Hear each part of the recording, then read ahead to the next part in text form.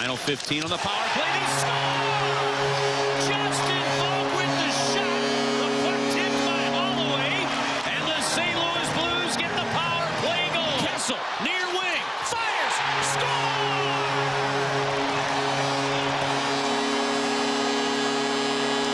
Matt Kessel, 2-0 St. Louis. Bouncing puck put on. It rolls underneath the goal and they score! Nathan Walker picks it up. Backhands it into a wide open net. They center it through. Doesn't get there. That'll do it. Bring out the Zamboni.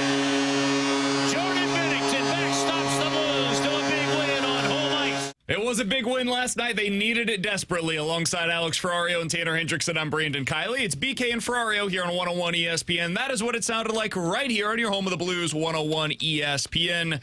Alex, by that open, it sounds as though the Blues won, and it was never close. Unfortunately, that was not the case. True. Some tight butt cheeks in Enterprise Center from about the 20-minute mark of the third period. It was very close. And they didn't play particularly well in the second period. That's just par for the course for this team. But they got the win. And ultimately, that's what we asked for. We said, hey, this is a pass-fail test. Please pass it, Blues. We really need you to pass it. How did you feel about their game last night, Alex? Fine. Not great. Fine. I thought they were the significantly better team in the first period. Even in the second period, it felt like they were gaining momentum or at least holding on to that momentum.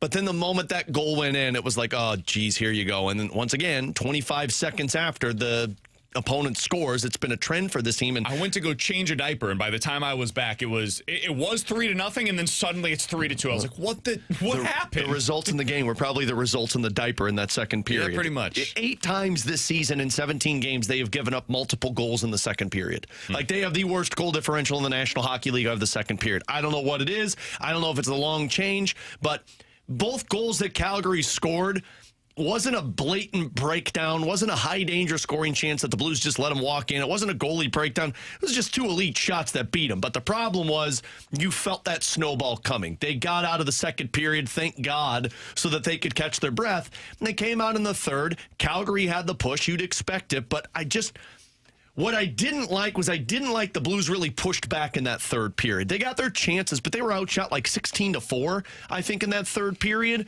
And you were playing shutdown hockey, which Park the bus, baby. It might be how this team's going to have to win hockey games until they get their offense going a little bit more consistently and they get some of these guys out of the cellar. They needed a win. I thought they played well for 2 of the 3 periods. I just didn't like how even competition it felt against Calgary. Like, Calgary felt like they were on the same playing field as the Blues, and Calgary is a bad team. So that's the part that was like, geez. But the worst team, some would say. Yeah, I mean, you're not wrong. I guess I could have argued that the Blues might be that worst team, but now they're not anymore. It's a 5-point difference. We're at least 31st. Battle of the bottoms are gone now. I think that you can say that right now. But you had an elite goaltending in that game, which is a positive, and you found an identity line. So overall, you passed. It's good. They needed to get the win. It just didn't give me the warm and fuzzies moving forward. Glad you mentioned the fourth line. They were really good last night, so much so that they were on the ice as that game was being determined at the end of it. And they, passed up the third line, the Dvorsky, Holloway, Kyrou line, the one that I was really excited to see. They didn't have a great game overall. Didn't generate a whole lot after the first period offensively. I think Holloway's starting to find his game. We'll get into that more later on today. But the line just didn't do a whole lot at 5-on-5. And it's weird, too, because you said Holloway, and I thought Holloway was very noticeable in both periods, played physical, he was getting shots. I loved Dalibor Dvorsky's game. It's just the line didn't work. Exactly. In the second period, they put Kyrou up with Thomas and Buchnevich. I guess they were trying to get a little spark because it's their go-to. But, yeah, I mean, Kyrou didn't play for the final 11 minutes of that third period, and everybody on the team took at least 2 more shifts after Jordan Kyrou's last shift. Going back to what they used to do. We're up by a goal. You ain't seeing the ice, big boy. Bannister used to do it all the time. I mean, you go with the guys you trust, and I hate it. I absolutely hate it. I understand it, but you can hate it, but they don't trust him. They don't trust him in the third period. No, it's a good point. We should trust all of the other guys on this team, which have been so great. when it comes to the goal suppression on the season, but not that guy, the guy that's more likely to score you a goal. Nope, keep him off the ice. It's almost like he's already reverted back to himself. The guy that straight legs it through the neutral zone when play should be going the opposite direction. Yeah, not that guy. Leads the team from the text line. Now, he's not. Guys, Rivers said yesterday that the whole identity line talk is hogwash. What? You mentioned that on the fast lane. Aye. I don't know, man. Didn't hear it. I don't know if that's a fair representation of what he had to say. It's not hogwash. I mean, it's what was. I mean, Jim Montgomery has referenced that line last year as the reason that they went on that run, because they found a line that everybody else wanted to replicate, and they've been searching for that line all season. This is my guess on what he was saying. I didn't hear it, so I don't know. My guess is he was probably saying, hey, that doesn't matter all that much if your top dudes aren't playing like your top dudes. I agree with that. That's my assumption. And I completely agree with that assessment. Ultimately, I think we spend a lot of time talking about how they have lacked an identity line this year when, guys, their identity is truly wrapped up into their top six. It helps to have that physical presence on the fourth line. But, man, it's kind of like in a Major League Baseball situation. You can have a really nice fifth starter who you trust. If you don't have the ace at the front end of the rotation, that fifth starter ceases to be all that important. Or you can have a nice defense first, stolen base guy in center field. If you don't have a bopper in the middle of your order, I don't really care how great defensively you are in center field. Did you just describe the Cardinals? Is that what you did? More or less. You know why I somewhat, because you're right, the top players need to play well. Here's why I somewhat disagree with it, though, because last year they had that identity line. What do you disagree with? That the identity line doesn't have an impact in the games. It does have an impact. It is the least important of the things that you can have. I don't know if it's the least important. It's not high up on the tier list, but it's important. I mean, 10 times in 17 games this season, the Blues have given up back-to-back goals in a 2-minute span. Typically, that 2-minute span is when they throw that identity. Last year, every time the opponent would score, Jim Montgomery would throw Foxa, Torovchenko, and Walker out there. Why? Because they put the puck in north, and they made the other team wear themselves down. That's that momentum shift that you have to kill off once you score or once the opposition scores. The problem for the snowball this season for the Blues is they don't have a line to throw out there when one goal goes in. Everything falls apart the moment that the other team scores. Last night, it happened 25 seconds after they scored one goal. Yeah, but they had that line yesterday. Yeah. We're talking about how you do have that line now, and even when you have it. But did it snowball after that second goal went in? The snowball after the first. Yeah. I can't say that there was no snowball when I saw a snowball. We just talked about how they did the thing that they've done all season long. This identity line is important. It has value. My cup here has value. It's important to me today. Don't compare it to a cup. It's worth $5. Is that your fourth line? Basically, yeah. I have value in having this. We're back to this again. My doesn't value the fourth line. Without this, my job doesn't work. I can't do my job without my cell phone. I actually think the microphone Sure, the would be your first microphone line. more valuable than the cup, which keeps me hydrated. It's important, but I can replace this. This, if it goes down today, we're screwed. If they don't have that line last night, they're screwed because they're not shutting that game down. Sure, but that's one game. And it's going to be a regular thing for this team. If they don't have their top line performing, they ain't scoring. Because I understand your fourth line scored for you last night. They're not 30-goal scorers on that line. If they were, they'd be on your top line. Their fourth leads the team in liners, assists. That's not good. That's part of the problem for this team.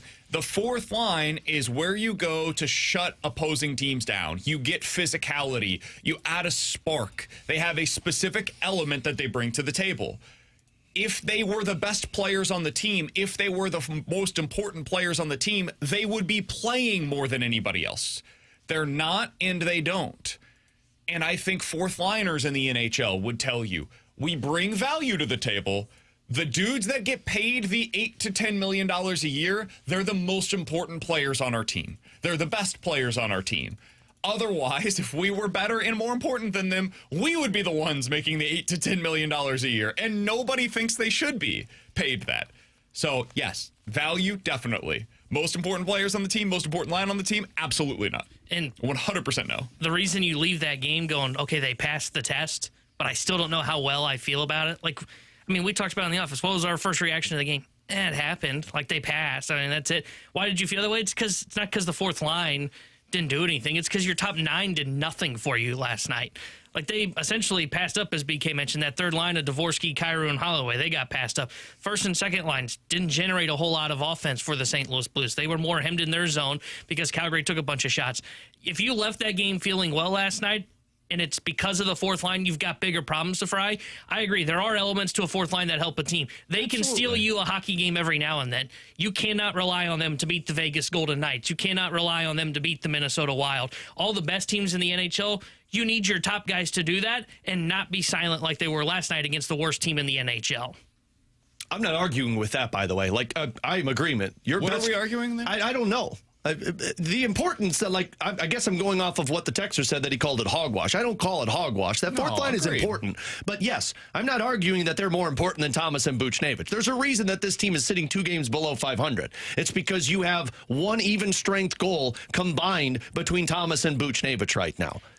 What we saw last night is they built something. It seems like your goaltending's getting a little better.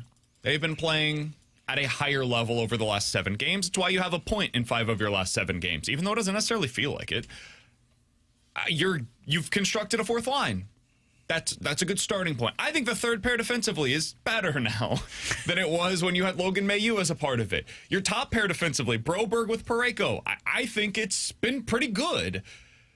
So you're starting to build certain elements of what can be a solid roster.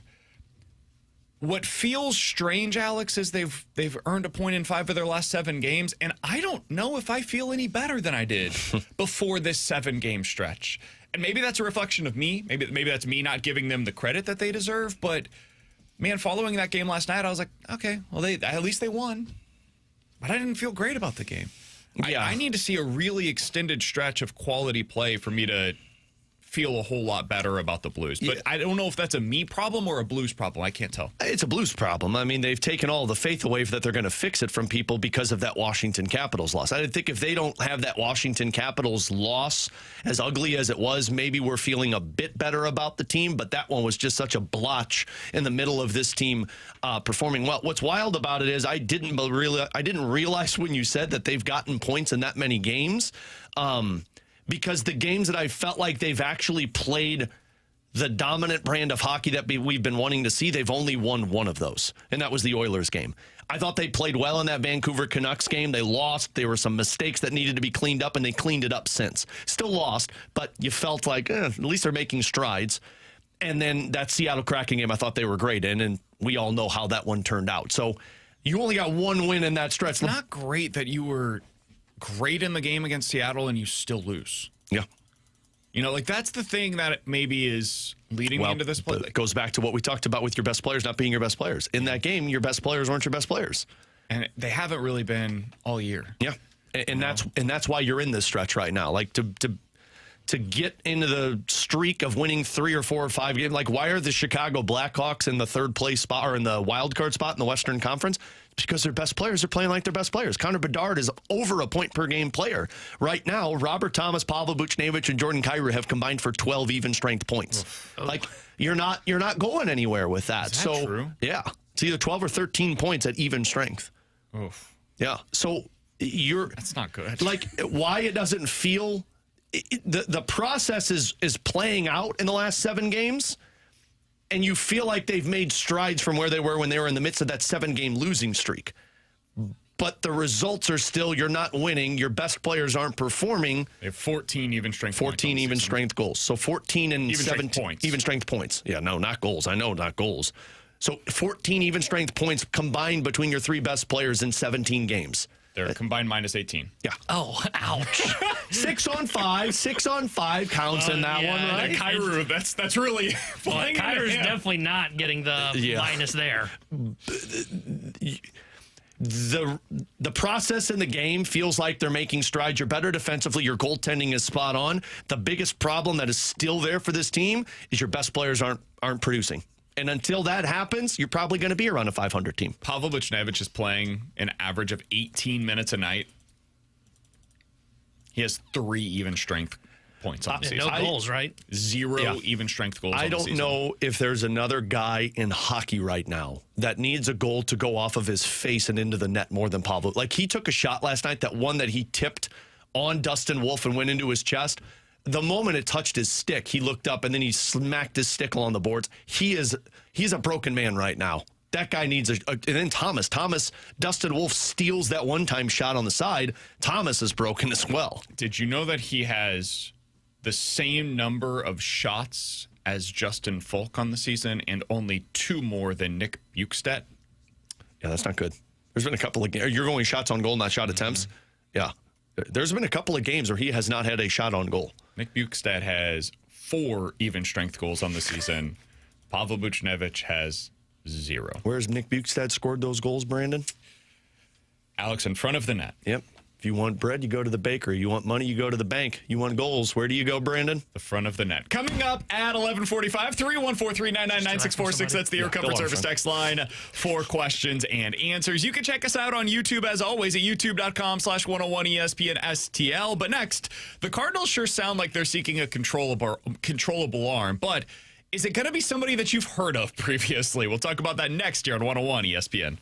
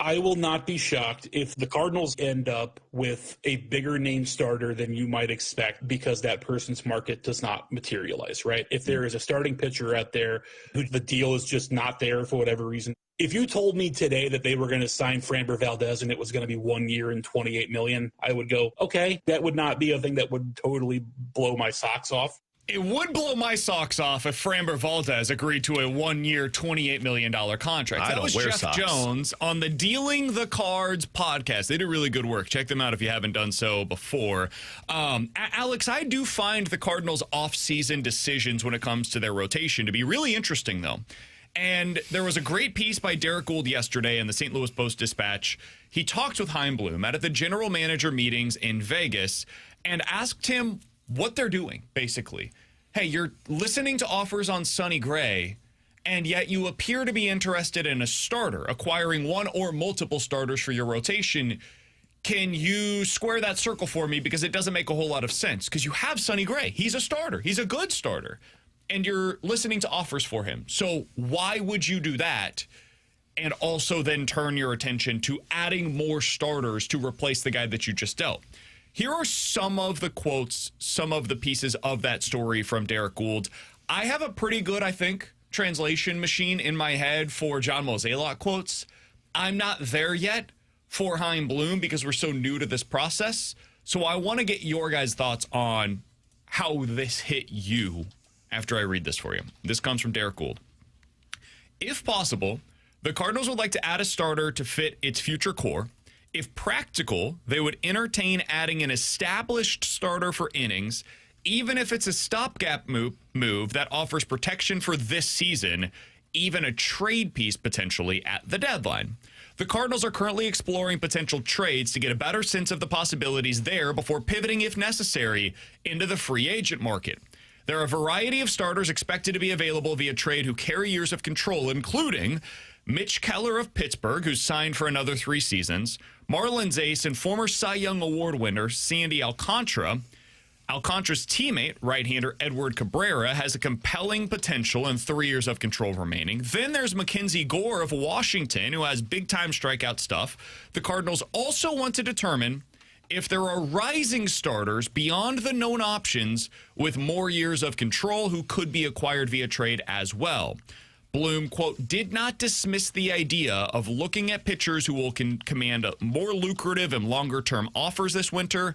Whether the Cardinals have those finances to make such a bid would potentially depend upon moves elsewhere, such as dealing Sonny Gray or alleviating some of Arenado's salary. All of that coming from Derek Gould's piece today. Now, there are also a bunch of quotes from Chaim Bloom in this story. You can go read those in the St. Louis Post-Dispatch. Many of them are lengthy.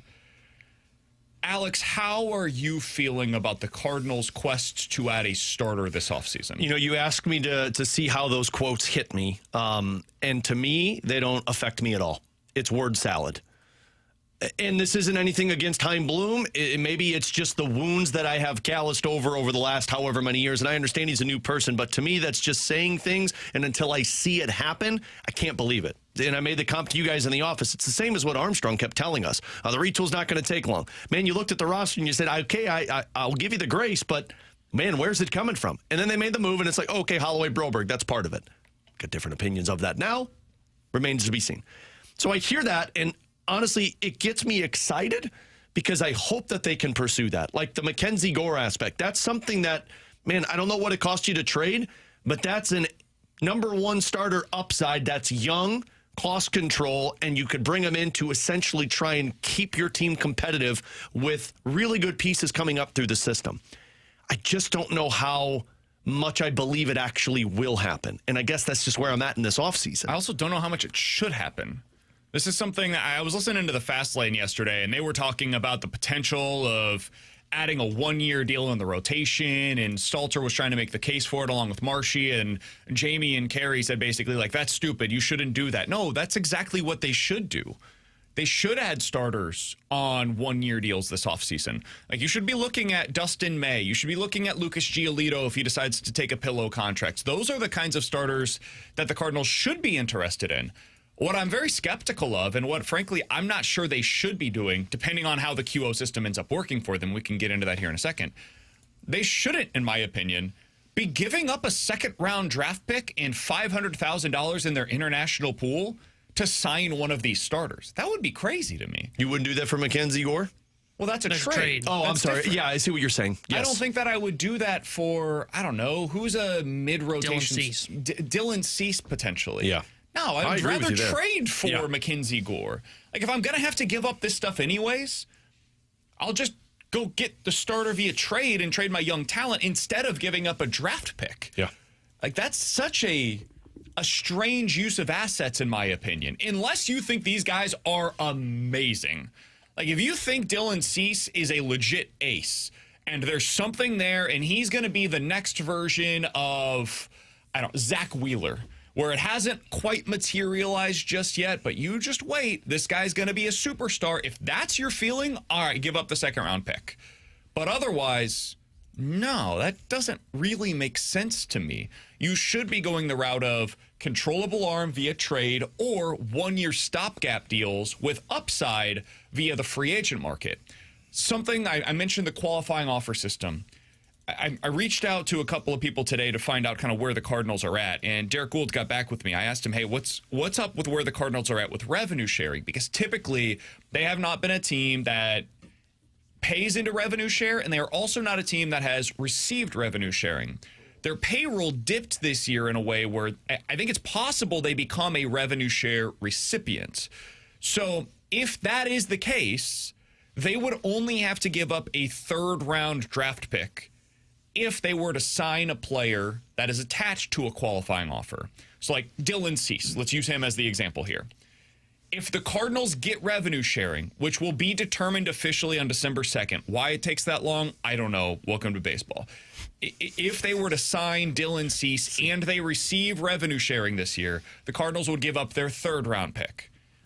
If they were a team that brought in slightly too much this year, revenue-wise, to receive revenue sharing, then they would be where they typically are, which means that they would have to give up to sign Dylan Cease or somebody of the equivalent value a second-round draft pick and $500,000 in international signing bonus money. That you can't do. A third-round pick, it becomes a different conversation to me. But if they're in that second-round conversation still, I don't think that they can be tied to any of these free agents that are attached to a qualifying And offer. I've seen a lot of people that responded, when you make a trade rather than go sign a guy, you're giving up all of these young pieces in your pipeline that are going to be effective, so now your pipeline's bare. You're right. I don't know what it's going to cost to acquire that piece, but my hope is you've got major league ready talent that could potentially be on the move to go get that pitcher. So you're not worried about the major league talent on your roster. You're bringing something in that's better for your team for the future. The other difference is you're paying less than market value for these players that you're trading for. Whereas if you go sign a player via free agency, you're paying market value. Mm-hmm. So you're giving up that young talent. It's not a player yet, but you're giving up young talent via a draft pick, and you're paying the top of the market price for that player. Whereas if you go to trade for somebody, you're not paying top of the market price. You're getting considerably less in terms of the salary, and you're giving up major league talent, sure. But you're having to give up something in both of these instances.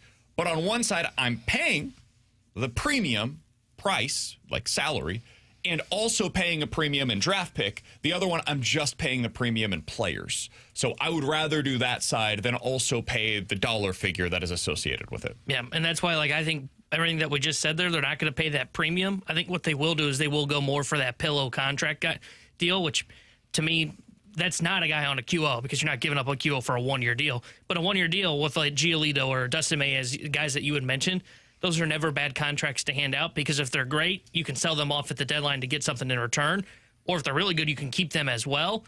I think if they're looking for the longer term, when he said, hey, we're open to the long term, he basically said we're open to anything. Yeah. Well, the way I read that was what we're going to target when it comes to what we receive in trades this offseason for a Donovan, for a Gray, is we want arms that we believe will be a part of this next core that are close. I don't think they're going to be shopping in the Mackenzie Gore, Sandy Alcantara sweepstakes. So here is the one place where I will say, if the Cardinals, if this year the revenue dropped to a place where they only have to give up their third round pick, does that change, in your guys' opinion, their interest in some of these players? If Dylan Cease, you only have to give up a third round draft pick to sign him, or going to get one of these other players via the trade, like you're going to have to give up significantly more. Does that change the calculus to you? It does for me. For me, it does in a significant way. I would give up a third-round pick for 4+ years of Dylan Cease, because to me, I would too. That's an upside play that I hope he does become a guy like Zach Wheeler. But worst-case scenario, he's a number 2 for you with swing and miss stuff. Third-round picks, yes, they're still high draft picks, but, man, I'm more worried about those first in the comp picks than I'm worried about that third-round pick. First and second round, to me, is where you can get potential stars. Third round and beyond, it's all a crapshoot. Yeah. And the Cardinals are awesome at finding pieces in the third or later round. I'll trust the process of them identifying that type of talent. I haven't trusted the process of them finding those top picks. But if I'm giving up a third round for a guy that's already established and might be a little bit lower on the radar because of how the struggles he had last year, all in on that. Yeah, see, I don't think I would even go for Cease if I'm giving up a third-round pick, because I want to hold on to those top 100 picks, and that would still be a top 100 pick right there for where the Cardinals are at in their life cycle. And there's going to be more arms that become available as you get years down the road that you can go in and sign to add to this rotation. Cease, like if you sign him to a 4-year deal, I don't know how much you're going to be competitive in those 4 years. Like it may be until year 4 that you finally get to the point where it is, okay, we are competitive with this guy at the top of our rotation. I can't imagine it's going to take 4 years to be competitive. And Heim doesn't sound like he has the appetite to make it 4 years to be competitive. Yeah, I don't know. This is again where it comes down to I just don't know how to read Heim yet. I mean, it's going to be telling what he gets in return for Donovan and them. If he's signing Cease, that's... Hey, I don't think he's making a signing until he gets some of these trade pieces off the books. That's what I'm saying. Maybe, but if he made that signing, like if we're walking down this path together, right? And like the starting point is this offseason, they signed Dylan Cease, and the reason why is because they viewed it as a good opportunity because they only have to give up their third-round pick, which is new for them. Typically, they've been in that second-round category. If now you only have to give up a third-round pick in order to sign Dylan Cease, it would signify to me, hey, we think we're going to be pretty good in the next 3 years. Because Dylan Cease is, 28 years old? Right? 28, 29, I think. I think he's under 30. He's still in his prime in that third year, potentially.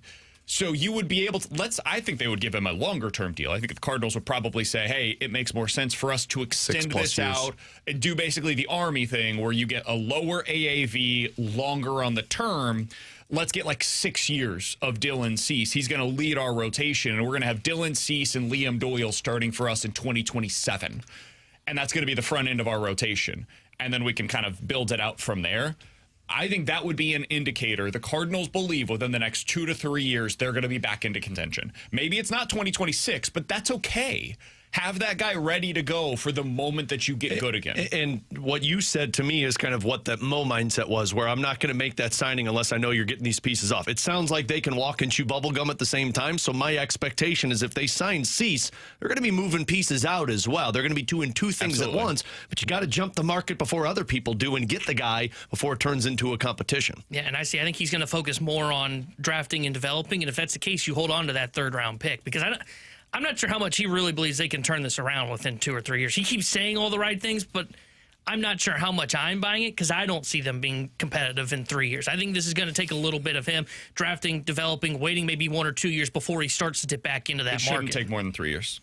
No turnaround in Major League Baseball should take more than 3 years at this point. Unless you're the Pirates or the Rockies. You've got solid talent at the Major League level. If it's going to take more than 3 years, sell everybody. Like, get rid of Mason Wayne, get rid of everybody. Ivan Herrera, and honestly, just fold the franchise. It shouldn't Somebody's take... a little aggressive. This is like when he was yelling yesterday. He's like, no, he's getting angry again. It's I not don't going even to know if happen. that makes sense. Come on, Kyle, you know better than that. He's all Tony. Oh, I promise I'm not. I think it's crazy for any team in Major League Baseball to need more than 3 years to get back to competitiveness. To championship caliber? Sure, we can talk about that. Kyle, you know the answer. For how dry their Competitiveness, pitching that's crazy. pipeline is. Like, that's the It's key not to lead that to dry. competitiveness. It's not. They've got a few guys already. We're in their talking minor about league Liam system. Doyle being the next Yasevich from the Blue Jays. They've Some got a people top are 10 saying- pick this year. Like it's I think not there's as a dry decent as we're chance making it that you out to be. don't see Doyle this year. You might Sure. see Quinn Matthews. Is Doyle going to Might take see 5 Montz. years to develop? Nobody's going He's to a take 2. college But kid. I think what we miss is we just expect he's going to show up and boom, there is Yasevich just did it. Most pitchers now Yasevich is a difference. good. It's Yeah, But everybody was selling me on after the Blue Jays did it. Well, the Cardinals could do this with And Doyle. most young starters are now coming up to the Major League level, and they're having success. Guys that are selected where Doyle are,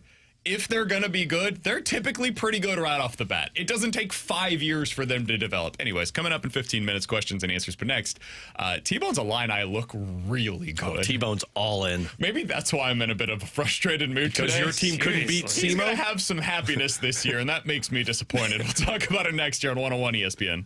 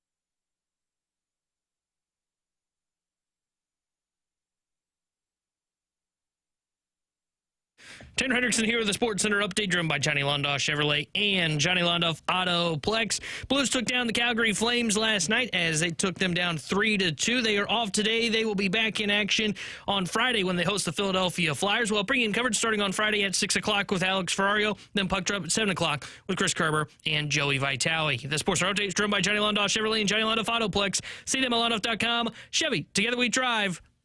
Are you kidding me?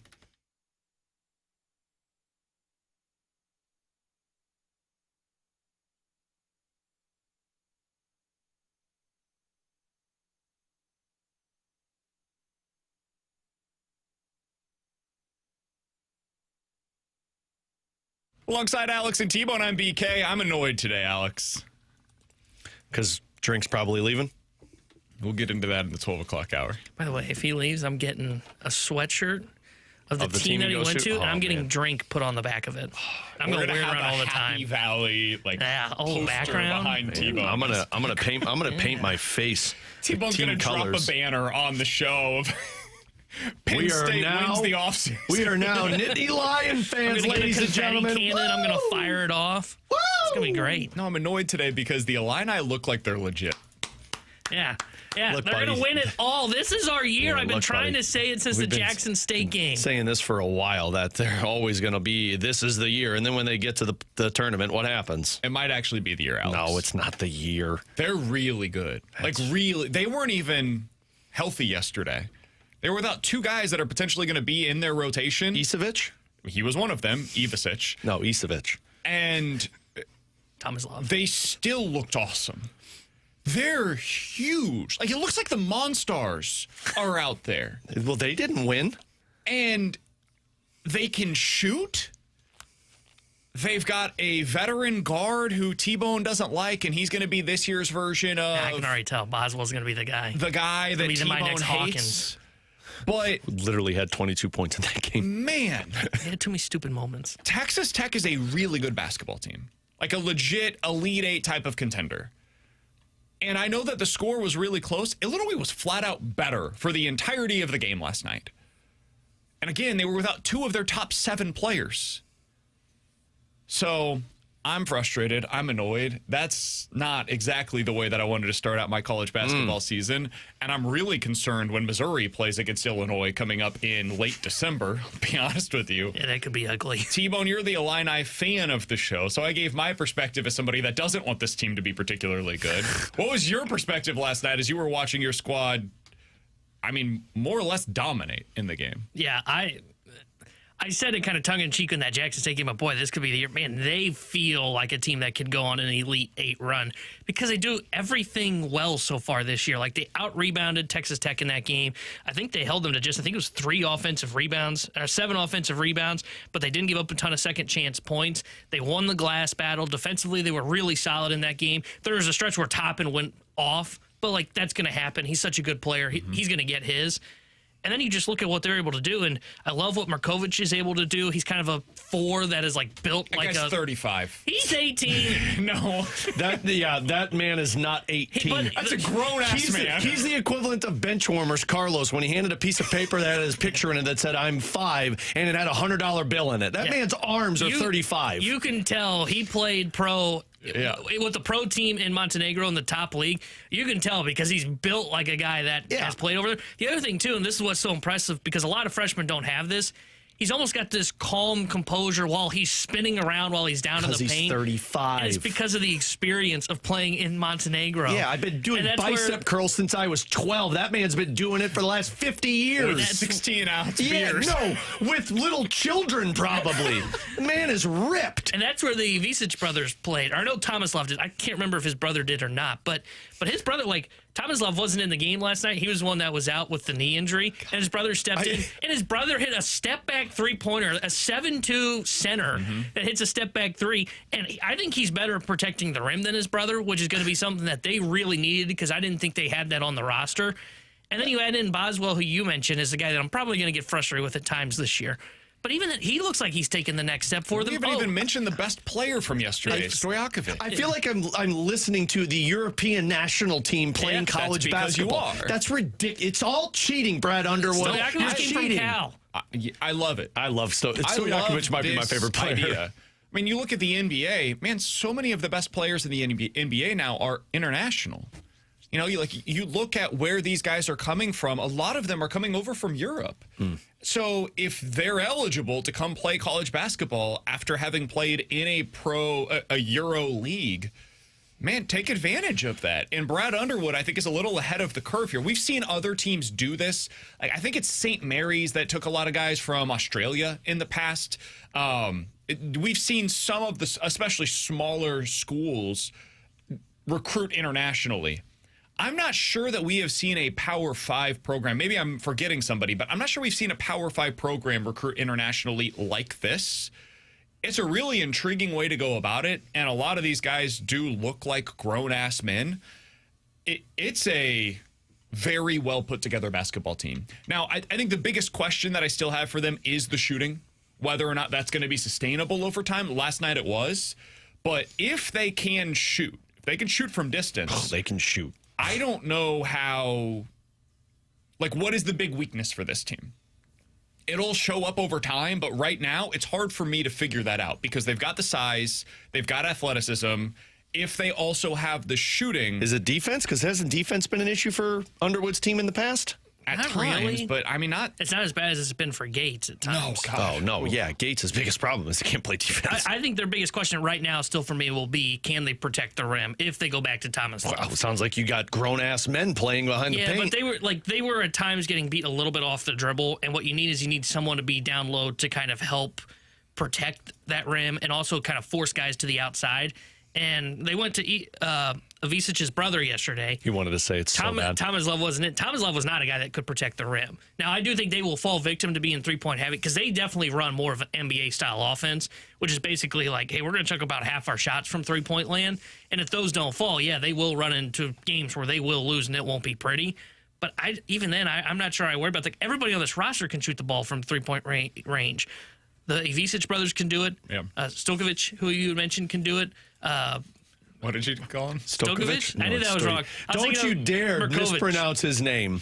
Stojakovic. Stojakovic. God, I love his dad, Peja. It makes me so sad that you didn't get to watch his father. I know. I don't know. He and Mike Bibby. Sacramento Kings. Oh, God, it was such a fun team. Wasn't Weber on that team? Those teams going up against the Lakers was my childhood. Yeah. I was such a huge Kings fan because I hated the Lakers. That was the team. I loved the Lakers, but that team was just fun to watch because it was Bibby, it was Stojakovic, it was Weber, it was Vlade Divac, who was that was the fun rivalry in basketball. And then on the Eastern Conference side, that was right around when the Pistons started coming the Wallace together. brothers. Sorry, T-Bone. As I was watching it last night and I saw Stojakovic, He played just like his dad.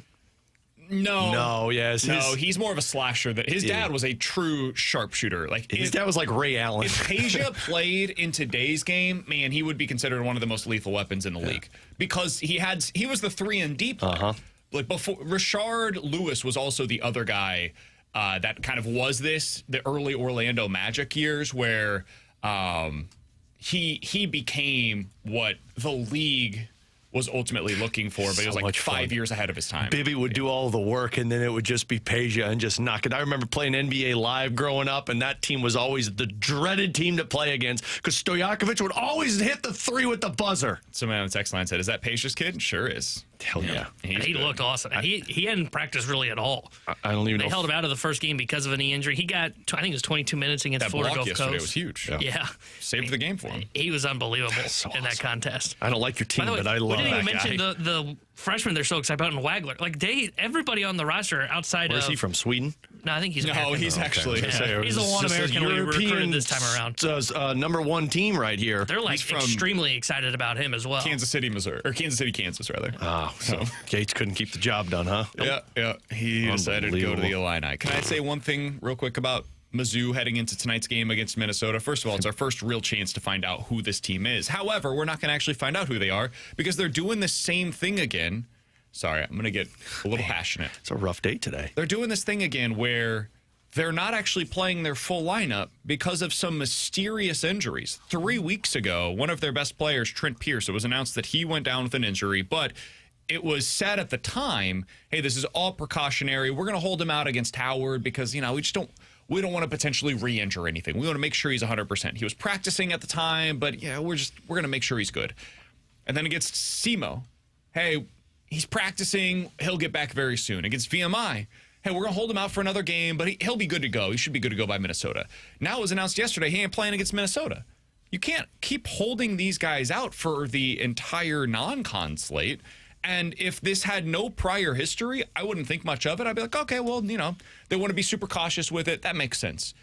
Dude, I went an entire season where one of their best players basically never played, and it was all shredded and it was this mystery as to why he wasn't playing and when is he going to come back to play. And they're doing it again, and I don't know who this benefit or who they think this benefits. But it's bad for Dennis Gates because it makes him look bad, and it's bad for the player because it adds all of this uncertainty, and it invites speculation from the fan base on what's going on here. Why aren't these guys playing? Anwar Boateng is one. He's supposed to be one of their top players, especially guards. And then Trent Pierce is supposed to be one of their 3 best players. They're going up against a team tonight in Minnesota that has one of the better wings in all of college basketball so far this season in Cade Tyson. He's 6'7", 200 pounds. They have nobody to guard him if Trent Pierce is going to miss this game. So it'll be all fine. It's really weird. I don't understand what's going on here. Mizzou should beat Minnesota. I think they're a better team, but Minnesota has a very good coach. It's Nico Medved, who was previously at Colorado State. I don't know how this one's going to go, but we're going to find out a lot about where Mizzou stands with half of its roster once again. Don't they have availability reports in the SEC for basketball? So that's why we know they're not playing. Well, don't they have to put what the injury is on there or no? I thought they did. I think it's a lower body injury. Oh, the hockey rules. Oh. But it's one of those things where they're not telling us anything about what's going on here. And yes, I do think that it is better for the team and for the fans for them to disclose some of this on just timelines. Hey, it's going to be a few weeks. Cool. Now we don't have to ask anymore. But instead, they're saying, he'll be back next game. And they keep doing that every single game. Coming up next, 314-399-9646 is the Air Comfort Service text line for questions and answers.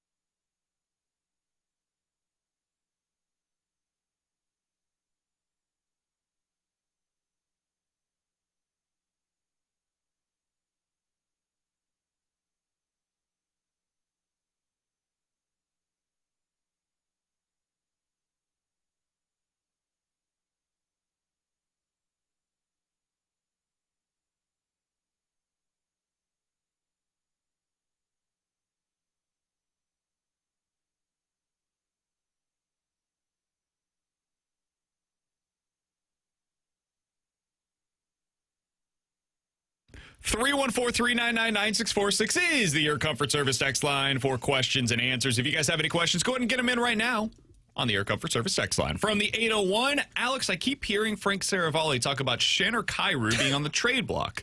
Not sure how much I trust him, but hypothetically, what kind of hockey trade would need to happen in order to move the needle for Doug Armstrong? Oh. Top player for top player. Probably have to be it. I just don't know how many of those are out there and how many of those happen in the middle of the season, but something like that, kind of similar to what Utah pulled off this offseason when they traded Josh Doan and Michael Kesselring for J.J. Peterka. It's a 24-year-old guy who scored 30 goals and was under control and is a top-line winger. It would have to be that. You're not getting that for Shen. I don't know how much appetite there is for Kyrou that's willing to trade a piece to you for him, and then you got the no-trade clause. So it would be a trade that I can't even come up with a conspiracy theory on. From the 314, guys, dumb question, I know, but with Libby, Doyle, and Matthews, do we have too many left-handers in the rotation? I'm really asking because I love the idea of trading for Mackenzie Gore. Thanks, love the show. How many is too many in a rotation? I mean, 4 out of 5 is a lot. Righties would have a field day. Yeah. Not if you're that good. That's the thing. If they're great starters, I don't care all that much which handedness they are. When you have, if you have Doyle and in this scenario, you traded for Mackenzie Gore, and let's say Quinn Matthews becomes what they thought he was going to be prior to this season when he had his struggles. I think in that case, I'm probably trading Libby. I think 3 out of your 5 starters being left-handed is probably enough. I don't think you need 4. Or you put Libby back into the bullpen where he's a dominant reliever. That guy's really good out there. So I think you would have to decide at that point, what holds more value? Liberatore in the left-handed reliever role for us, or Libby in a trade where somebody else can either use him as a reliever or as a starter. That's the calculus you'd have to go with there. Yeah, I would listen to you probably maybe need to consider moving Libby. I wouldn't care if you had 5 lefties in your rotation. If they can miss bats and they can get guys out, I don't care what hand they are. And I understand Libby is not an ace. He gets guys out. He's an effective, well, I think he'll be an effective. He kind of fell apart with maintaining velo down the stretch. But if I assume that he can fix that, which may not be the case, but if he can be a fine number 4 left-handed starter. I don't care if my number 4 is a lefty or a righty and what everybody else is. I really don't care about the handedness. You can only have 2. From the 636, Missouri State was quite the discussion today with TMA. Do you believe they should get a bowl game despite the rule that says that they're disqualified due to being new in FBS? I think the rule is stupid. I think it's really dumb. I don't understand what the need is for something like that. When a team jumps to a new conference, sometimes they're a junior member, so they get less of the revenue share. That's a decision that you knew that going in, and so whatever. Yeah, that's fine. I think it's really lame that a team that jumps up to FBS is disqualified from reaching the playoffs. So should they be eligible? In my opinion, yes, but the rule is that they can't be. So I think it's a scenario where if there aren't enough teams that get into the bowl system, which happens sometimes, not enough teams get to 6-6 or better, sure, put them in. I would be fine with it, even if there aren't those situations, but I don't think you can have a situation where the rule's in place. There are other teams that now are unable to go to a bowl game because you put in Missouri State. I think that would be you're doing to them what you're currently doing to Missouri State. So again, I think the rule's stupid, but unless there are too few teams to fill all the bowls, I think they have to miss this year. Yeah, unfortunately. I think it's stupid. I think Missouri State should get a bowl game. I think the rule should be abolished. I don't understand the rule. I would get rid of it altogether. What if all the bowls are full? They have too many teams for the bowls that are available. Then empty a bowl. And there's going to be guys that transfer. And you end up not having the spot for them. That's where I think, okay. Yeah, I don't care. They're going to end up being better than just 6-6 too. That's the other frustrating part. I think they'll probably be 9-3, 8-4, something like that. They're a good team. Yeah, and they almost beat SMU at home. Legitimately good team.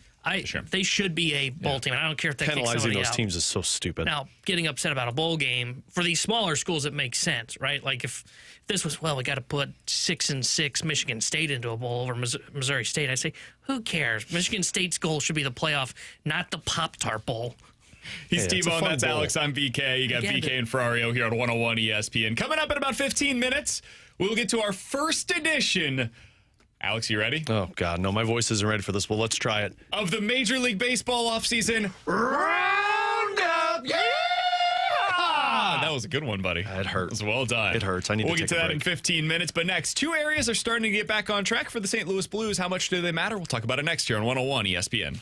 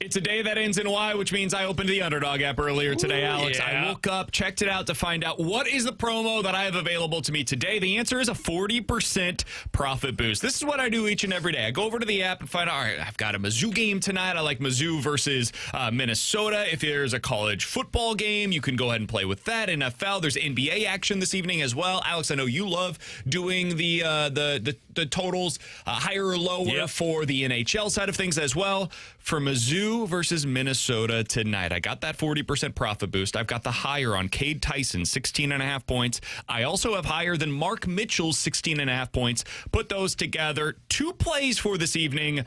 4-1 odds over on the Underdog app. It's easy to use. You get your entries right, win up to 5,000 times your cash. So download the Underdog app today and make sure you use promo code BKO to score $100 in bonus entries when you play your first $5. Again, promo code BKO. Underdog, make plays, win money. Must be 18 plus and present in Missouri. Terms apply. See assets.underdogfantasy.com/web/play and get terms _DFS_.html for details. Concerned with your play? Call 1-800-GAMBLER. Visit www.ncpgambling.org.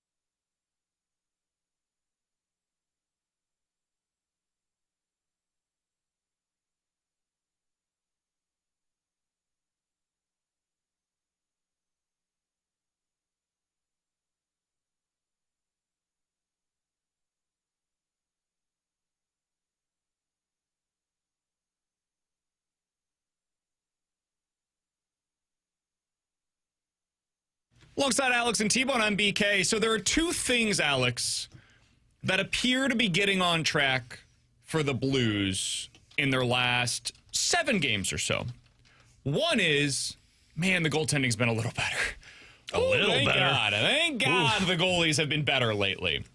You look at it, this is what the Blues goalies have done, one game notwithstanding, in their last 7. He was trying to put a puck in his pants in that game, so just forget about that one. In regulation, Couldn't perform well. Hey. 3 goals allowed, 3 goals allowed, 2 goals allowed, 0 goals allowed, 3 goals allowed, 2 goals allowed. Yeah, there was that one where they gave up 6, but set that aside for a second. That one never happened. We're moving on. That's more like it. Is it perfect? No, it's much, much better because prior to that, it was 5, 6, 6, 7. So you're getting back on track with what you're doing. And this is the defense as well, right? It's not just the goalies. It's never just one thing. But the goalies are making the saves that they need in order to stick in the game, and the structure in front of them has been a little better. The other thing, Alex, that has improved in a significant way, and it continued last night, again, not perfect, but Dylan Holloway is starting to find his game, it appears. You look at what he has done in the last few weeks, he is becoming pretty close to a point-per-game player. 7 points in his last 11 games. Over that stretch of time, he has 26 shots on goal in those 11 games. That is much more similar to the Dylan Holloway that we saw from last year than the 1 goal, 1 point in the first 6 games of the regular season was. So let's start with Holloway, because his game overall feels more like how he played last year. And I'm not even looking at the goals or the production. I'm looking at the confidence when he's on the ice. He's hitting guys now. Like, he is following through with his checks. On top of that, he's utilizing his speed. His stick work has been really good. He just seems to be in the right areas. And that's what made Holloway great last year. He always was in the right spot when he needed to be, and a lot of that was because of the physicality that he provided. That, to me, tells me you've got a confident player. I don't know if he was lacking it because of the injury in the offseason or if he was lacking it just because of the slow start to the year. If he's back, and Jim Montgomery addressed this yesterday, if he's back, it opens up the team's offense. Because now the opposition has to decide, well, who are we going to focus in on? Are we focusing in on Thomas, which right now it feels like a lot of people probably would say no because he's struggling.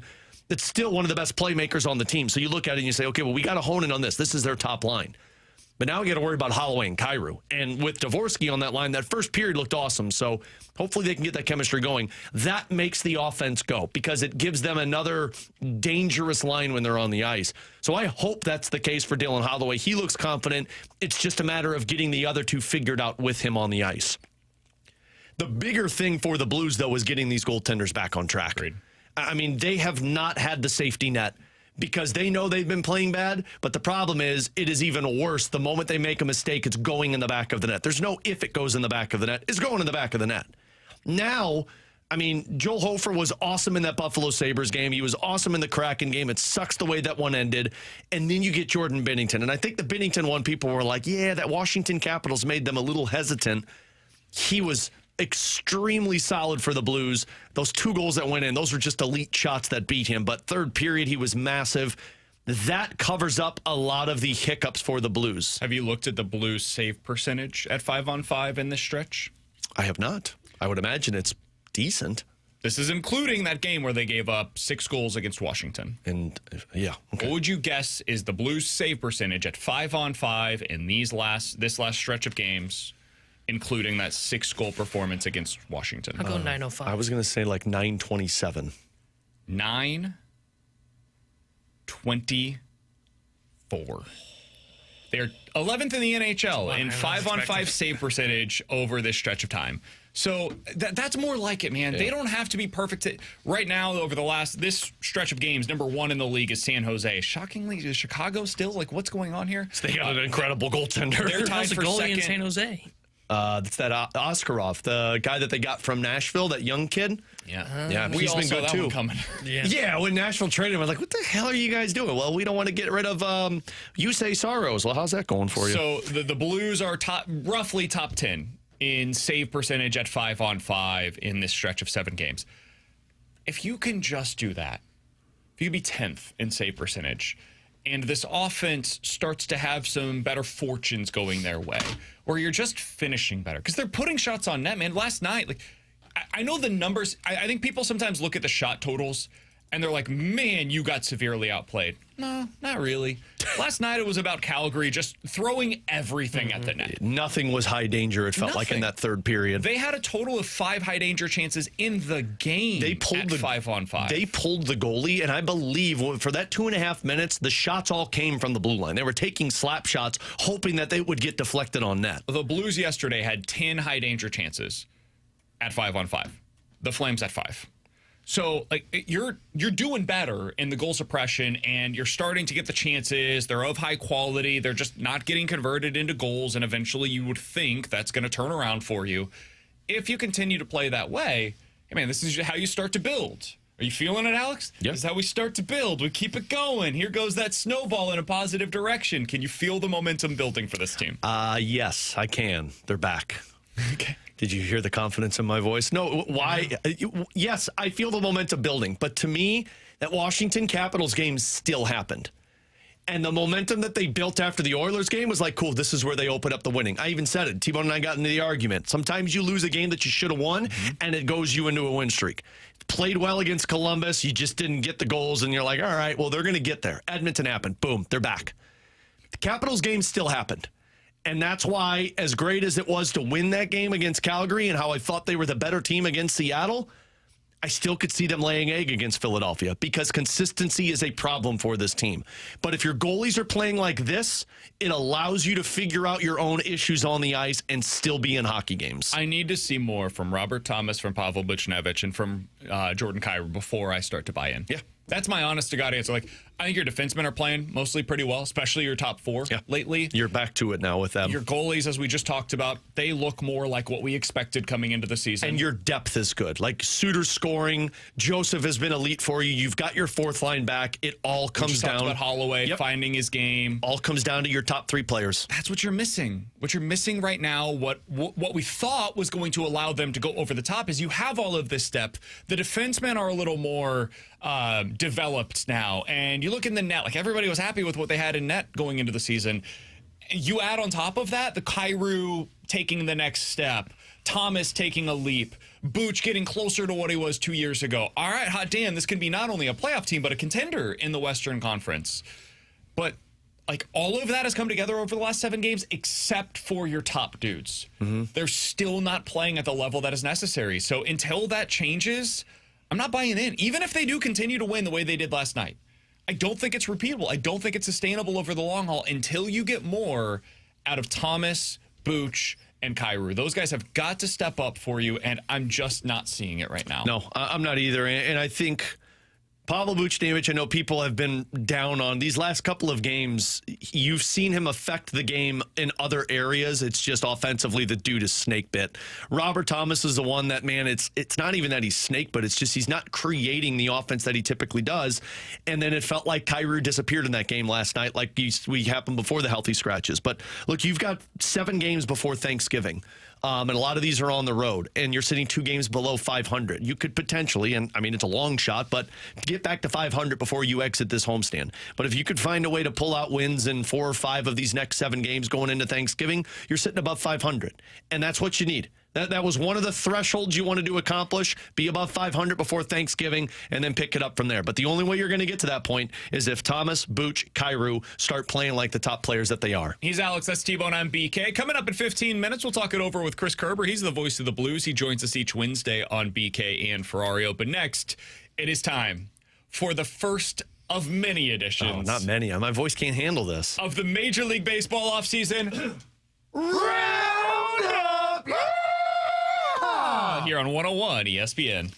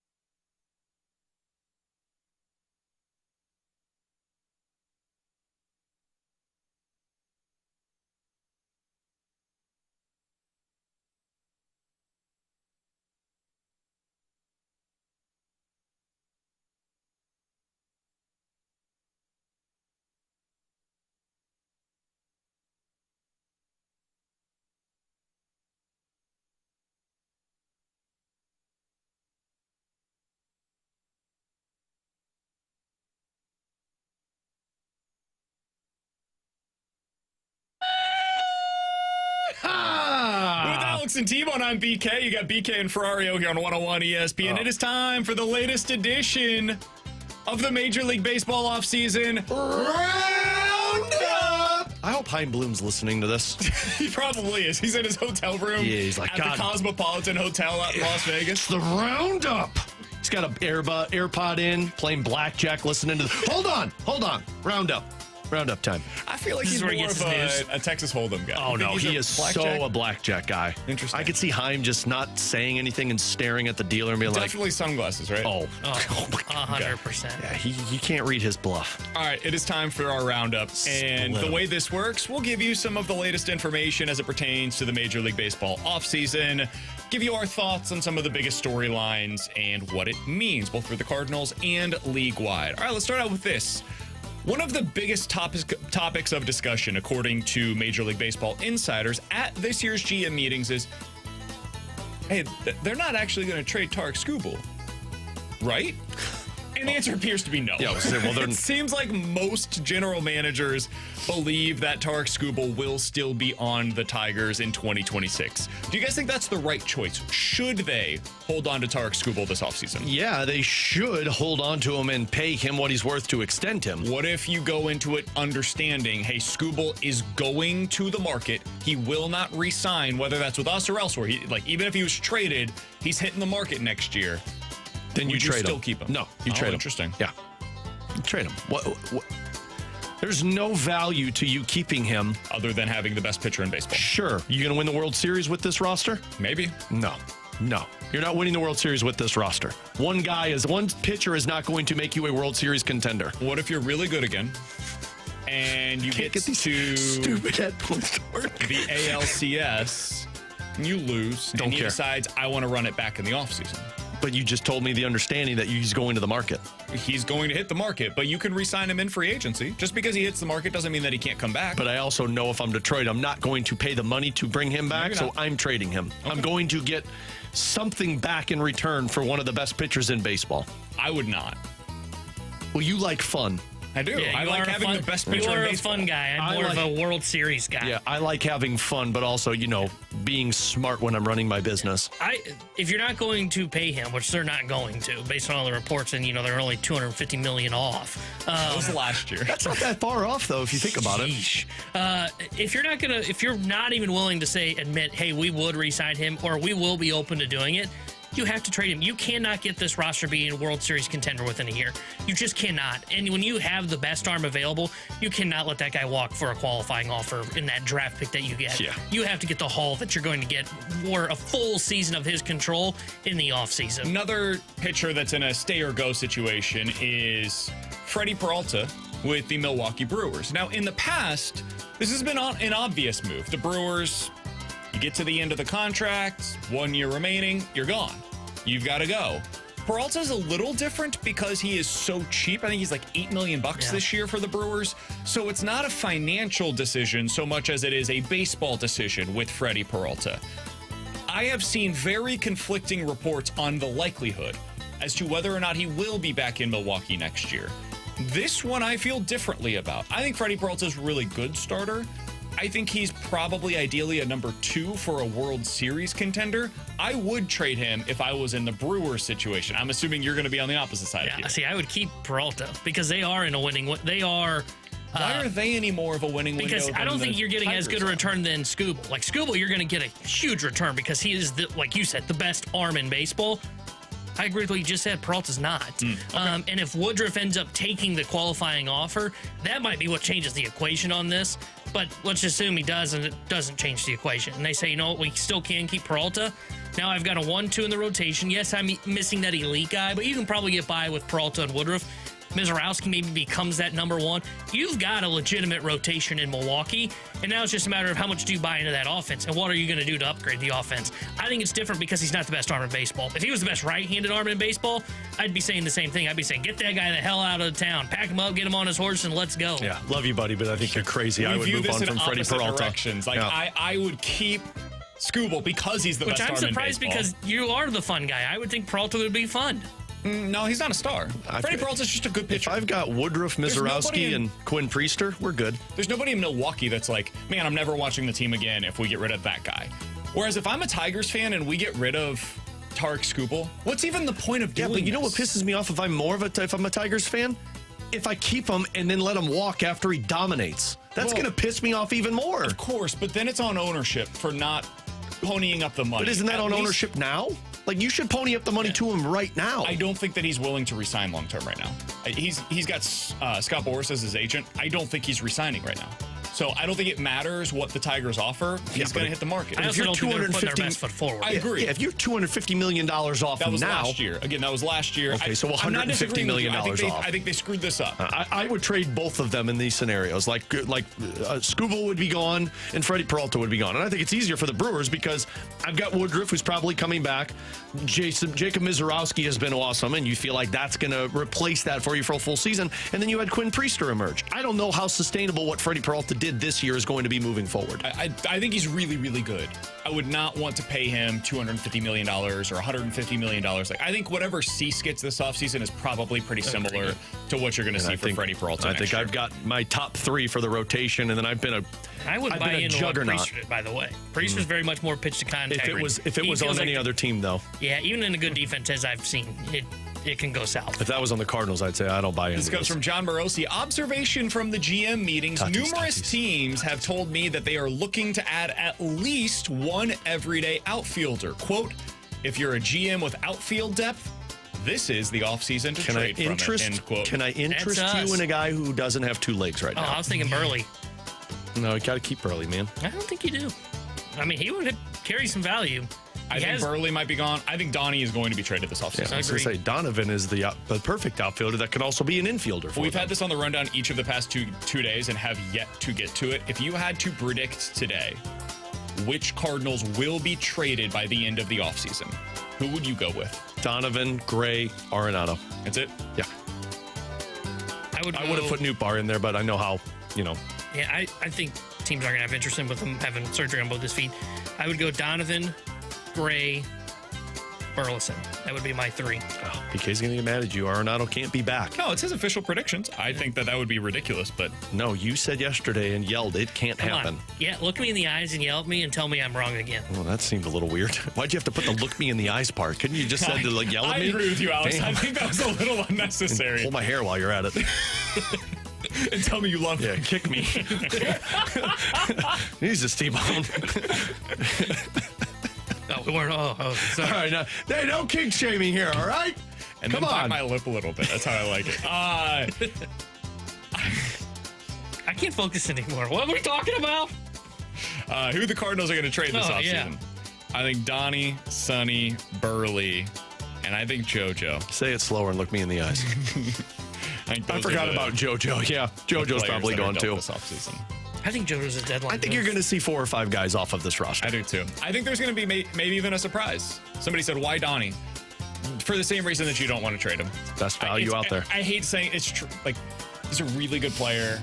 He's cheap. He's cost controlled. He's relatively young. He's at the peak of his value right now. And if you're not going to be good in the next couple of years and you have other guys coming, JJ Weatherholt can just basically replace what Brendan Donovan is on the field. Not the off-field stuff, but on the field. I think he could be 90% of what Brendan Donovan is next year. I think that's the hope for him. So this is the way that it goes, man. If you're going to be a draft and develop team, Brendan Donovan is the exact kind of player that you probably trade.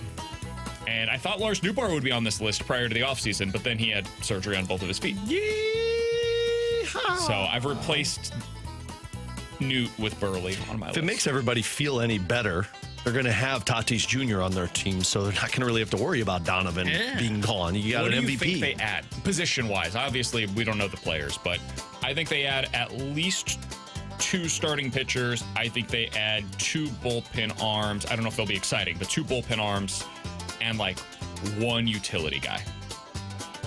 Mine's kind of the same. I would say 2 starters. I would only go 1 bullpen arm. I don't know if they'll add a second. And then that way they probably can afford the utility guy. I think they're going to Comes off the bench. non-tender John King. So that's part of why I think Not 2. John.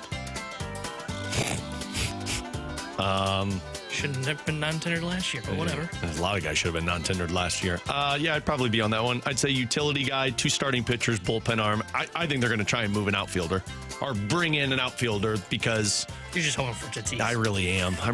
But, like, I feel like that's the area that they have zero depth in their system with. And, like, I don't know how in they're on Jordan Walker. So if they can go out there and find an outfielder that can play one of the corner spots, you've got the other one filled with Burleson if he's not moved, Scott in center. I hope it's Tatis. By the way, there was an update yesterday. Chaim Bloom spoke to reporters nationally and locally, and this is what he said about Nolan Arenado. Quote, his time with the Cardinals has been really good. We all feel that it's best to find a different fit. We'll work on that, and we will work with him on that. We're on the same page with Nolan. Until the only team comes calling is the Chicago White Sox. This is something else that T-Bone mentioned yesterday. This comes from ESPN.com. Quote, his options to be an everyday starting third baseman could be limited, as will be his suitors, league sources told ESPN. This dude is not going to get traded. No. Now they're saying that you're not even going to be a starting third baseman. You're going to have to be a depth piece. You think he's willing to take that on? Where you look at the Cardinals and be like, who are you putting at third base? Maybe he'll do what, who was the catcher yesterday that made this move? Oh, I think it was Austin Nola, Aaron Nola's brother. Oh, yeah, he's a bench coach with the... the bullpen coach. Oh, yeah, bullpen coach. Just joined the coaching staff.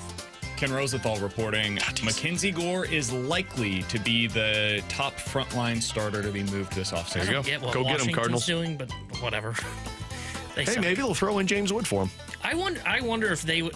I don't think the Cardinals are making the move, but they need more guys like Donovan. They need guys like Burleson to fill out their roster. Yeah, we had the stat last year for up until the trade deadline. They were a -4 team on the position player side. And thinking that they had James Wood, C.J. Abrams, who were all-stars, and everybody else around them was so bad they were a -4 team. Would you rather trade for Mackenzie Gore or sign Dylan Cease and give up the third-round pick? Ooh. I think neither are likely. I would rather sign Cease and give up the third-round pick, because then I could use Donovan to trade for something else. Yeah, I would say it's probably sign Cease. I think you're going to have to give we're probably talking they're going to want like Weatherholt in that return for Gore. He's got 3 years of control, cheap. I'm going. He's stud. Go get Tatis, and you got to use Donovan. Have you looked at Mackenzie Gore's traditional metrics? Yeah, his traditional metrics are not. He's more of a 2-3. He throws 160 innings a year and has a 4 ERA every year. Yeah, that's a 3. But then you look under the hood a little bit. He strikes out the world. His FIP is great every year. It's like mid-3s. He has some Sonny Gray to him. In terms of how he goes about it. Him and Cease, like you brought up Cease. He reminds me of Cease. Like I watched him and Cease, and I go, man, through the first time through the year, I'm like, this guy's the best pitcher I've ever seen. And then I look up and go, he gave up 5 runs somehow? What the bleep just happened? Next year, though, even year, which means Dylan Cease will be good. Oh. Hell yeah. Dylan Cease in 2022, 2.2 ERA. Ended up as the second place vote getter in the Cy Young Award that year. 2024, 3.4 ERA. Fourth place vote in the Cy Young Award. In 2023, though, 4.5 ERA. In 2025, 4.5 ERA. So just get him for the even years. It's like the... Well, that's great for the Cardinals, because by 2028, they're ready to compete. See? Have a bad 2027, 2028, ladies and gentlemen. Alongside Alex and T-Bone on BK, you got BK and Ferrario here on 101 ESPN. Have not seen anything on Fernando Tatis Jr. There was one update yesterday. Bob Nightingale said on Foul Territory, listen, I don't think that they're going to trade him this offseason, but there will come a point in time in the future where they have to make a move to save some money, and he's really the only guy they can trade because they're so far under the water with all of these other deals that are long-term. So sit down at the blackjack table. It's where the deals are always made, Chaim. Get it done with Prels. Coming up next, Chris Kerber, voice of the Blues, here on 101 ESPN.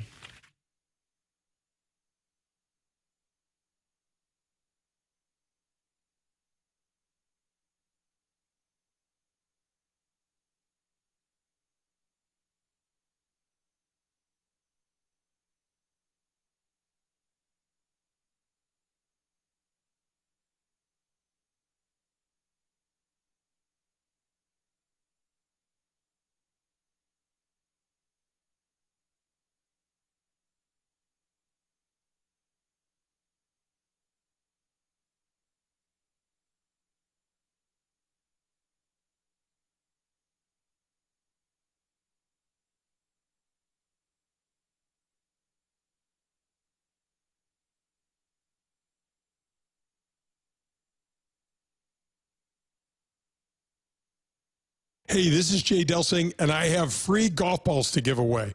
I have this special limited time offer for all of you golfers. Go to the Underdog app and sign up. Use promo code JAY24 and then send me your username at j@jdelsinggolf.com and I'll send you a dozen TaylorMade golf balls for free. I only have about 50 dozen or so you have to act fast. That's JAY24 and send me your email at j@jdelsinggolf.com.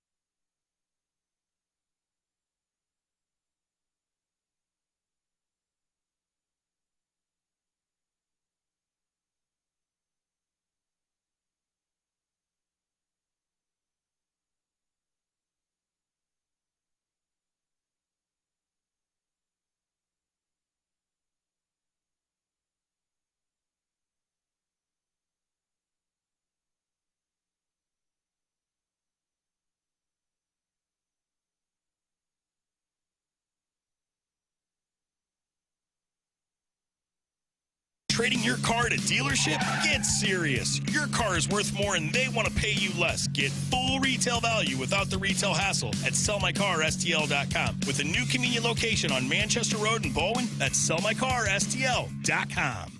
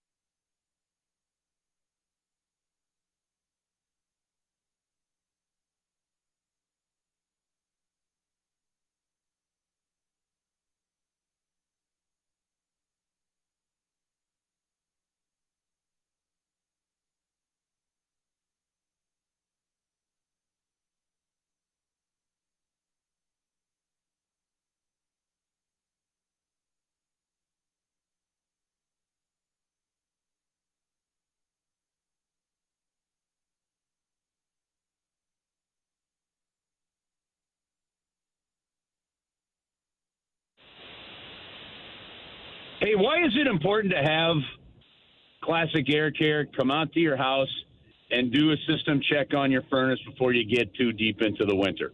Well, one, just to make sure that it's running well, to make sure everything's blowing right, to make sure that it's in good shape to get you through the winter. So your chances of dealing with something catastrophic or holiday time and all of a sudden your furnace goes out, having those issues, probably won't happen. That said, here's another reason. How about the safety side of it? I had an old unit in our house.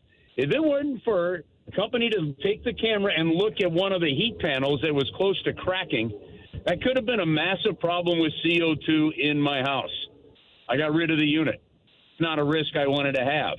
So you got to have a company come out and maintain it. And when you do that, you might as well have it be a company that to customer satisfaction, and that's Classic Air Care. They've got a 4.8 Google rating for a reason. They can take care of all units. They can get to you as well. They've got 100 trucks on the road. They've got 24/7 emergency service as well, and they also have maintenance plans to help you out if you want to go that route as well. It's really simple. Make sure it's working, make sure it's cleaned up, make sure it's safe, and you get that with Classic Air Care.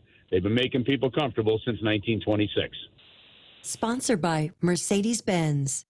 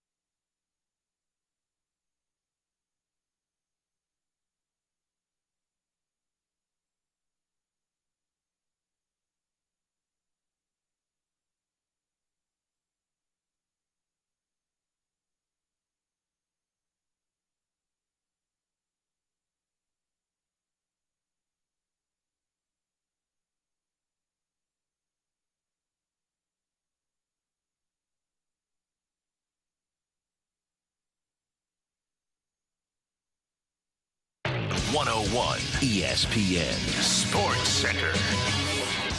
Tanner Hendrickson here with a Sports Center update driven by Johnny Londoff Chevrolet and Johnny Londoff Autoplex. Blues took down the Calgary Flames last night 3-2. They'll be back in action on Friday when they host the Philadelphia Flyers. Will have pregame coverage starting at 6 o'clock with Alex Ferrario. Puck drop at 7 o'clock with Chris Kerber and Joey Vitale. And the voice of the Blues, Chris Kerber, joins us next here on BK and Ferrario. The Sports Center update was driven by Johnny Londoff Chevrolet and Johnny Londoff Autoplex. See them at Londoff.com. Chevy, together we drive. Are you kidding me?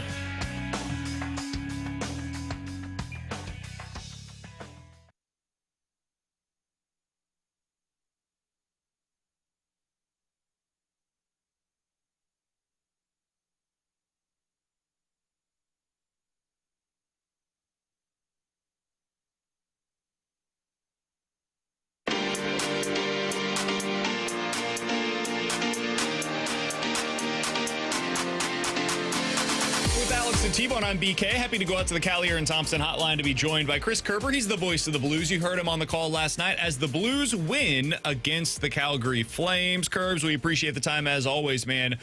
They got the win, and ultimately that's what matters. How did you feel about the Blues game last night?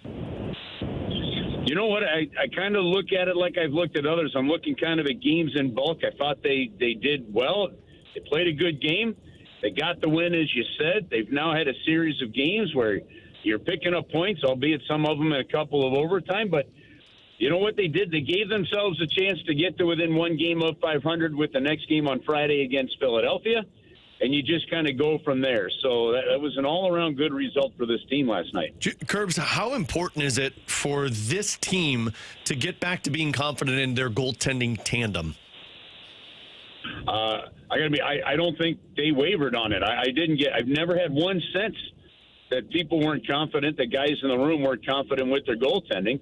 But I would think that some of the play suggests that maybe they weren't as risky or maybe they weren't as confident in their play because of some of the blips that could happen. So, yeah, I mean, look, I think your confidence in your goaltenders is really important. I think if there's any area where you want to see, the confidence grow, it's, to me, in the offense. It's in the offensive ability of this team. It's converting on the chances. They're getting ozone time. They're getting entries, but they're not getting the puck to the net. And Jim Montgomery was harping about that big time on all day long at practice today. Get the puck off the wall, get it in between the dots, and get it to the net.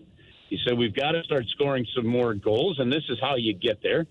And so, to me, I think that's the next step now is, can the offense start to click?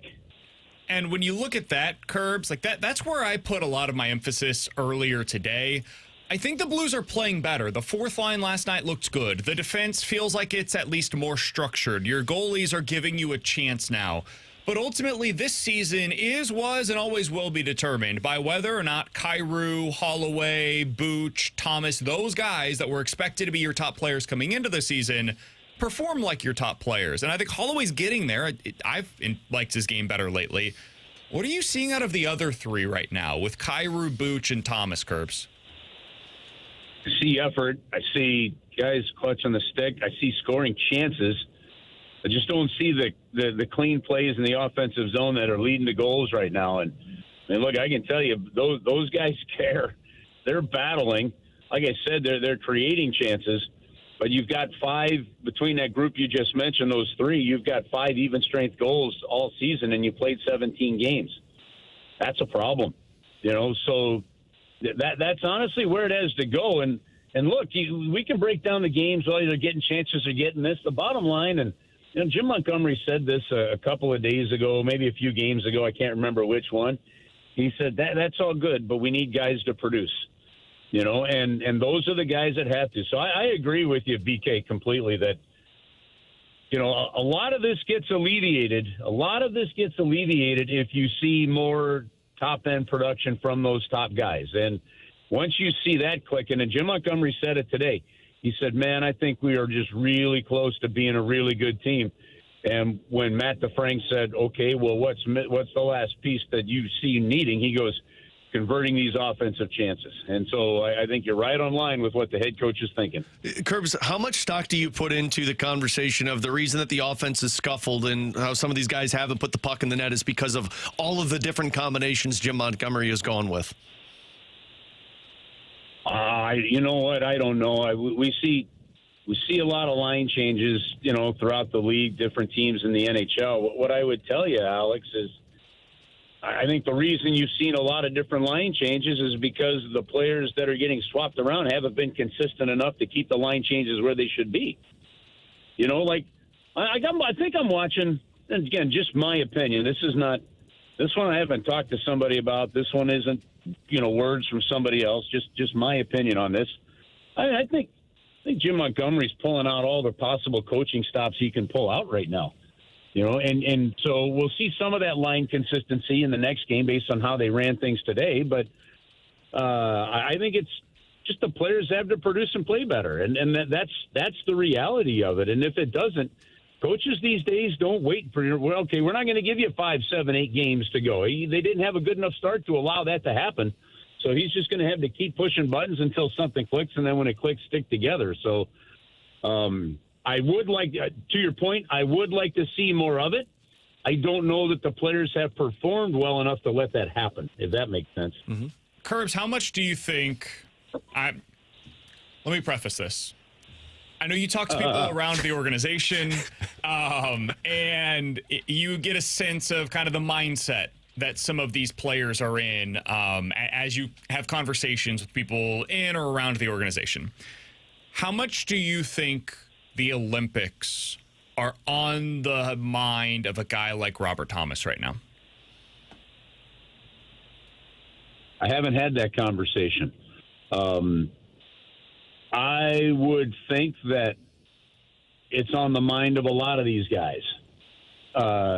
Impacting them, I don't know. I don't think any of them would say it is, but yeah, I would, let's face it. That's a big honor. That's a big opportunity. That's a world stage and an ultimate moment. And as much as the Olympics are so much less about amateur sports, and in this case, not at all about amateur sports, I think that lure that we grew up with in the lore of an Olympian and what it means and that kind of stuff to represent your country, I believe all that's real. So, whether that be, opportunities for Pius Suter, Robert Thomas, Colton Parayko, Philip Broberg and others, Jordan Bennington, obviously, I think that, yeah, maybe in the back of their mind that's there. But the only way you get there is to play really well during your NHL season, and that's what they have to do. As a follow-up on that, Chris Kerber, the voice of the Blues, joining us here on 101 ESPN. I was looking at the potential options for Team Canada yesterday, Kerbs. Crosby, McDavid, Stone, Bennett, Celebrini, Suzuki, Scheifele, Bedard. All of these are potential center options for them on Team Canada. Do you think Robert Thomas is going to make the team? It's a great question. Do I think he's? I mean, I don't. As of today, the answer would probably have to be no, I wish I could sit here and tell you. Yeah, listen. I wish I could sit here and tell you. Yeah, he's going to make the team. But I don't know. I mean, obviously, he didn't make the Four Nations team, but I think the injury had something to do with that. I think he's going to be in the discussion. I think as this team continues to play the way they're playing and growing, he's going to be there. I do think Robert Thomas is going to take another step to lead him to an eventual Selke trophy. He's got the ability in him, and there's no doubt in my mind about that. But what's the difference now, to your point, versus last year's, look at what Celebrini and look at what Bedard are doing right now. So they're making the decisions more difficult on Doug Armstrong and Team Canada. So I don't know that I could answer that question. Plus, as you talked about, I mean, you are still talking about the greatest of the greats that are still around to play for Team Canada. So, look, it's going to be a battle. I mean, that's the one thing. Some of these other countries, for the USA, you got something similar, but my goodness, choosing Team Canada is a fascinating discussion. Do you just always take the best players and go from there? Do you take tournament players and build lines certain ways? And all that's going to play a role in whether or not Robert Thomas is on that team. I don't have enough information, to be honest with you. to really handicap that one right now. And do I believe he's still being considered? They came out. Pierre LeBrun came out and said, I think they lowered the numbers to about 40 players, and I believe Robert Thomas is in that group. Where he's in that group, that I couldn't tell you. Sticking on that Olympics note, I think at the beginning of the season when all those projections came out for Sweden, Broberg wasn't even like an extra option. I have to imagine for how he has performed, Curbs, we were probably talking about Broberg being on Team Sweden in the Olympics. Yeah, see, that's an interesting one because last year, he just didn't have enough in him. And one of the things that Team Sweden looks at, and I did have a conversation with Alex Steen about this a little bit, not so much about Philip himself, but just how they look at it. Because Alex is not the general manager of Team Sweden, but he is helping out, and he has, with their federation for the last few years. Do you have like take a player like Erik Karlsson, all right, in a tournament style? If you serve up a pizza in the middle of the ice and it costs a goal, does that cause you to tighten up, and does that impact your play for the rest of the game? If you're a guy like Erik Karlsson, you just laugh at it and you move on to the next play, right? Younger players don't.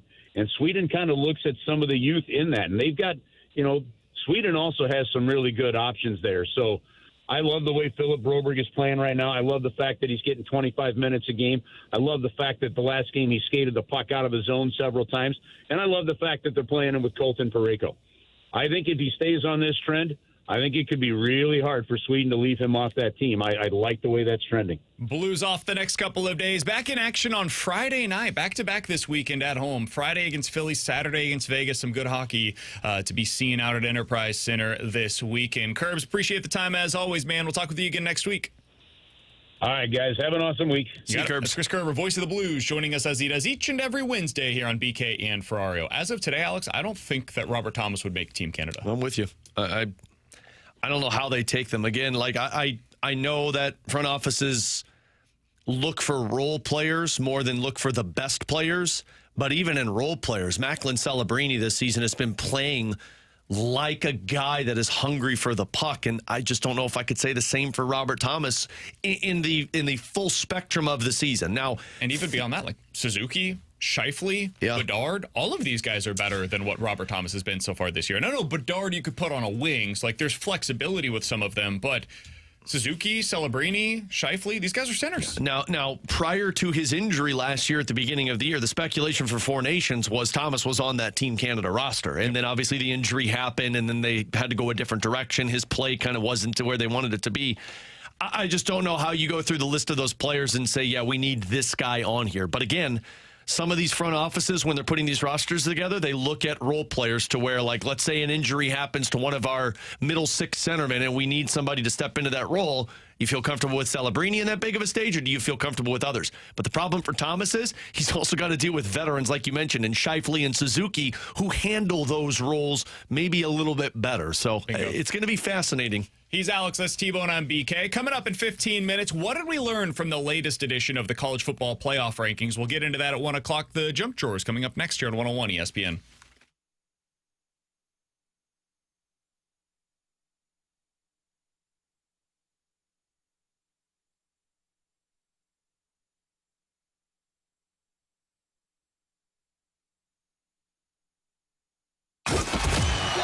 Football season is here, and Surfside is your tailgate must-have. Nothing's more refreshing than an ice-cold Surfside while you cheer on your favorite team. Made with real vodka and real brewed tea, Surfside is just 100 calories, 2 grams of sugar, and 0 bubbles. That's right, no carbonation, so it's easy to sip and enjoy. It's not a seltzer, it's Surfside. Ask for it at bars, restaurants, and stores near you. Must be 21. Please drink responsibly.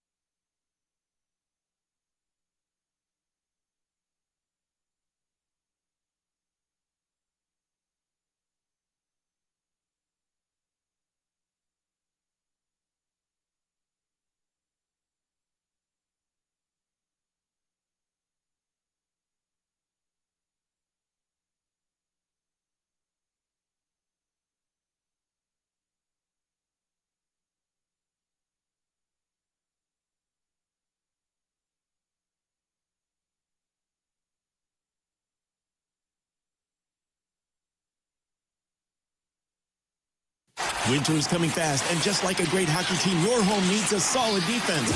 At Scott Lee Heating Company, we've been keeping families safe and comfortable for over 40 years. As a Mitsubishi Electric Elite contractor, our precision heating maintenance is your power play against the cold. Call 314-756-9444 today or request service online at scottleeheating.com. Stay warm. The Scott Lee way. Your home comfort, always a winning goal. Scott Lee Heating Company, your veteran, locally owned and operated Mitsubishi Electric Elite contractor.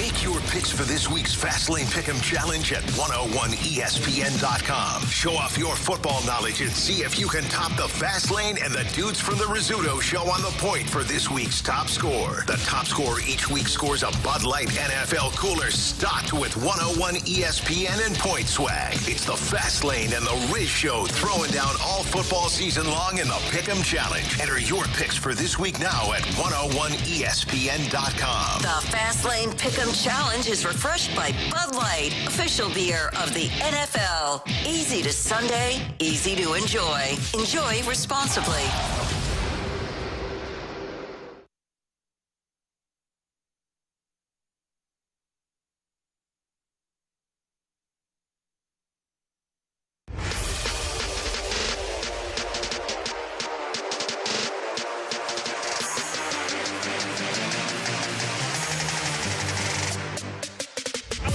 A true crime guy. This isn't exactly a true crime situation so much as a weird but true story I wanted to pass along. Dr. Richard Batista gave his wife the ultimate gift, his own kidney. Who? In a transplant operation that ultimately saved her life. He believed, hey, this is obviously important for you. You're going through a hard time. Your kidney's failing. I've got two of them. Go ahead and take one. I'll give it to her. So their marriage was also failing at the time. He thought this would save her life and save their marriage. Don't finish this story the way I think you're going to. Unfortunately, the 11-year marriage soon collapsed after he gave her the kidney. So he's asking for his kidney back. So, by July of 2005, 4 years later, she filed for divorce. Oof. This was a lengthy 5 years after the surgery, situation. Right? Mm-hmm. Smart. Lengthy divorce situation. They were going through a lot of different legal proceedings, all of this stuff. They couldn't agree on the terms of everything. A few years later, after this all took place, his lawyer then argued that the kidney should be considered marital property. No, man, that's not how that works. You donated it. Yeah, that's what the legal proceedings Yeah, you decided. donated it. They believed, dummy, this would cause bodily harm to your ex-wife. If she were to give it back to you, she would either die or need another kidney in order to replace that one. Rather than demand it back, you just probably should say, can we see if there's another transplant out there for you? Yep. So he doesn't get any of that back. This is now considered to be a precedent case in any moral ethics conversations when it comes to legal decisions. They did the equivalent of like what struggling couples do, where they say, well, maybe a child will help our marriage. And it's like, don't put that on the child. Instead, you donated a piece of your body and you just assumed it would make her love you more. Just buy her a necklace and see if it works, man. Yeah, if you're gonna try to have a kid to save your marriage, just like go get a puppy and stuff. Yeah, yeah. One of you can at least take that. The kid, you've got another 18 years, and you've got the potential to pick it up. And I mean, I can appreciate the individual for saying, like, I'm going to save my wife's life if she's dying. Maybe try to save our marriage to the side burner. You're just saying, I want to save her life. But like, if your motive was like, it'll save our marriage, you probably shouldn't have donated your kidney because that's a take-backs, man. Yeah, that's a hard thing to be like, well, I'll get this back if the marriage doesn't work. Hey, if you give it, it's over. And the fact that you're demanding it back now that the marriage has failed tells me that you really weren't hoping that she'd survive. You were hoping the marriage would survive. He's Alex, that's T-Bone, I'm BK. Coming up next, what did we learn from the first initial, or from last night's college football playoff rankings? We'll talk about it next year on 101 ESPN.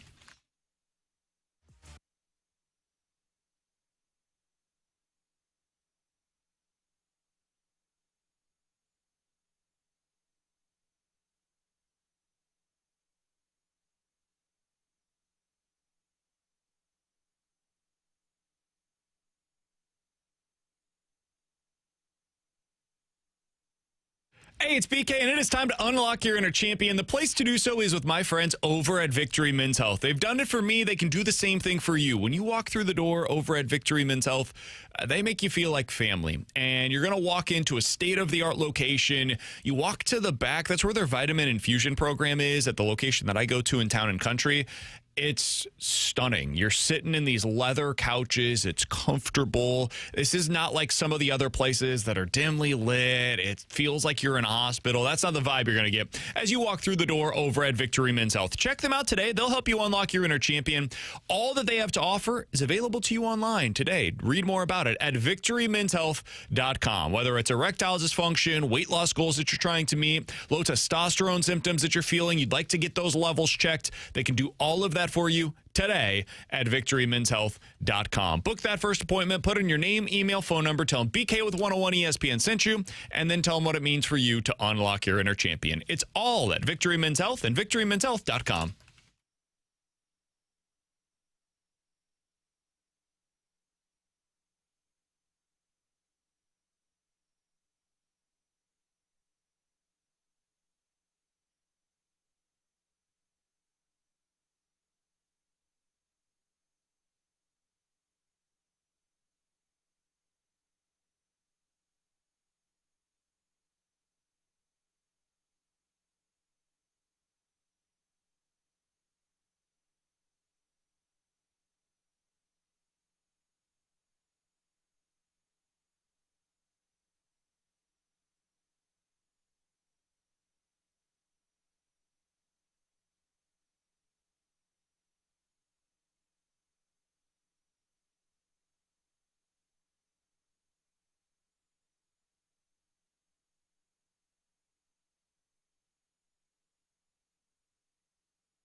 Jamie Rivers here with Katie from Elite Comfort Experts. St. Louis winters are no joke. And I don't care how tough you are, carbon monoxide, that stuff doesn't mess around. There's a reason why they call it the silent killer. That's why we take it seriously. Every heating system inspection we do includes a thorough safety inspection. No charge, just part of how we do things right. It's scary. And let's be honest, most people don't even think about it until it's too late. Thankfully, Elite Comfort Experts has your back. Whether you're trying to keep your current system running strong or you're ready for something new, we've got you covered. Elite Comfort Experts, a Lennox Premier dealer, isn't some fly-by-night outfit. You don't hike prices up just because temps drop, and you sure don't cut corners on safety. Same fair pricing all year. No gimmicks, just guarantees. If your furnace hasn't been checked in a year, or you just want a peace of mind, go to EliteComfortExperts.com. They're a Lennox Premier dealer. Let them earn your trust. Elite Comfort Experts. Heating and cooling done the right way, powered by Lennox. That's EliteComfortExperts.com.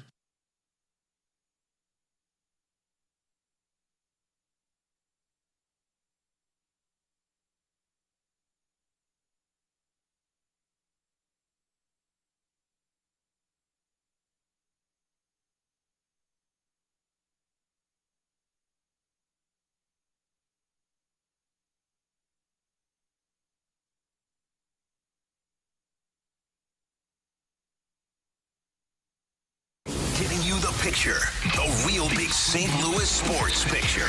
It's BK and Ferrario on 101 ESPN.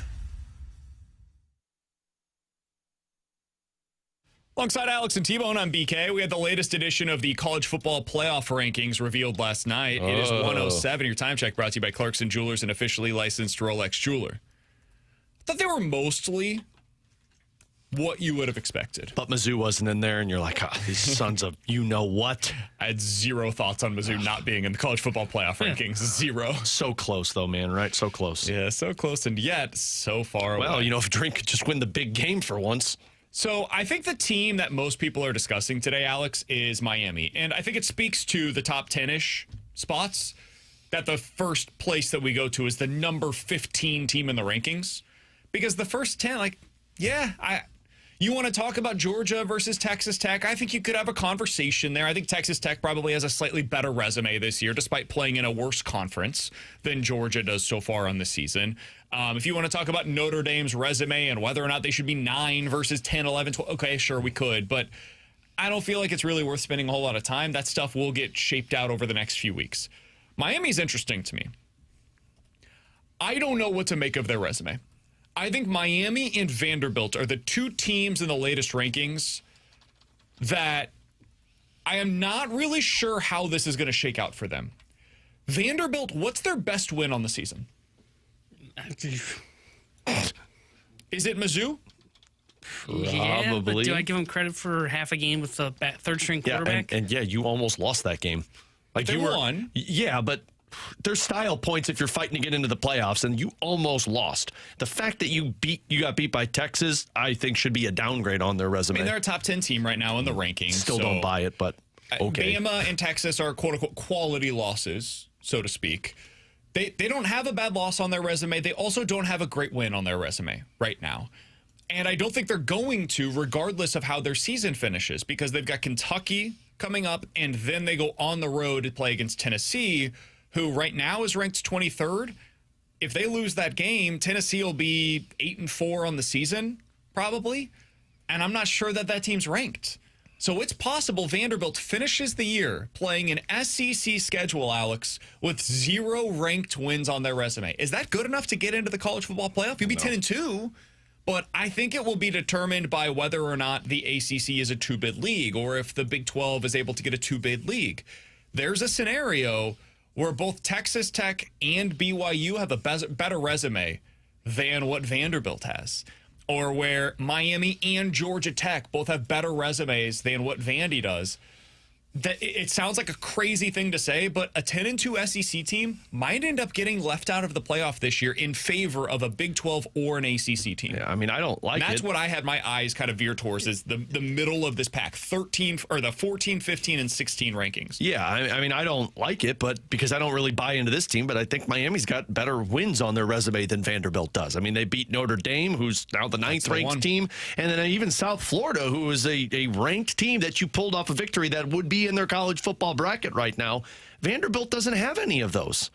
Your win is against a team that essentially has fallen apart in Mizzou. Yeah. So, no, and LSU is the other one. Like, LSU was the team that they beat, which were good at the time, but now LSU has fallen off the wagon. So, no, I don't think Vanderbilt deserves to be in, and I get it. It's a 10-2 SEC team, but they just don't have the resume. Yeah, I'm kind of with you. I think if you go 10-2 and you don't get the help that we've kind of talked about that they need, they are on the outside looking in for me. Because you got to have to me, you have to have one quality win on your schedule. And they just don't have it. When you look, I mean, you mentioned Mizzou's probably their best win. And again, Mizzou could be, a 5-loss team by the end of the year if they lose the next 3, which is very much in the range of outcomes since they're on their third-string quarterback. Yeah. And who knows what happens if they don't end up losing Pavia in that football game. Like, I don't know what your Purvila. Yeah, Sorry, Purvila. boy, I really got confused there for a P minute. word, you got it. But I don't know that you can look at Vanderbilt and say they have that quality win, and I think you have to have one of those. And for Miami, they do. They've got the Notre Dame win on their schedule. Now they've got 2 kind of at least one bad loss. SMU I would call bad loss. I think Louisville's the other one. That one's an okay loss. But, yeah, I think if you don't get help, if you're Vanderbilt, you are on the outside looking in the playoff. I would say, like, if you're a Vandy fan or if you're somebody that you like the story, this is an underdog, I want them to be this year's version of, like, Arizona State, right, where it comes out of nowhere and then it just becomes this remarkable Cinderella opportunity. You want Texas to lose one of their next 3 games. Very possible, in fact, likely. Texas plays against Georgia, then Arkansas, then finishes out with Texas A&M. The odds of them losing one of those games seemingly pretty high. You also need Oklahoma, most likely, to lose one of their final 3 games. They're at Alabama in this upcoming weekend. Feels likely that they'll lose that game, but they could win it. It's possible. That's the best game this weekend. But then they finish out with Mizzou and LSU. I think they should win both of those games. So if you're a Vandy fan or somebody that wants Vandy in the playoff, you should be rooting like hell this weekend for Alabama. The reason why is because if either of those 2 teams, Oklahoma or Texas, wins out, they're ahead of Vandy in the pecking order. There's almost no scenario in which Vandy would pass them because they have better resumes and the same record as Vandy would have by the end of the season. You're not getting 6 SEC teams in.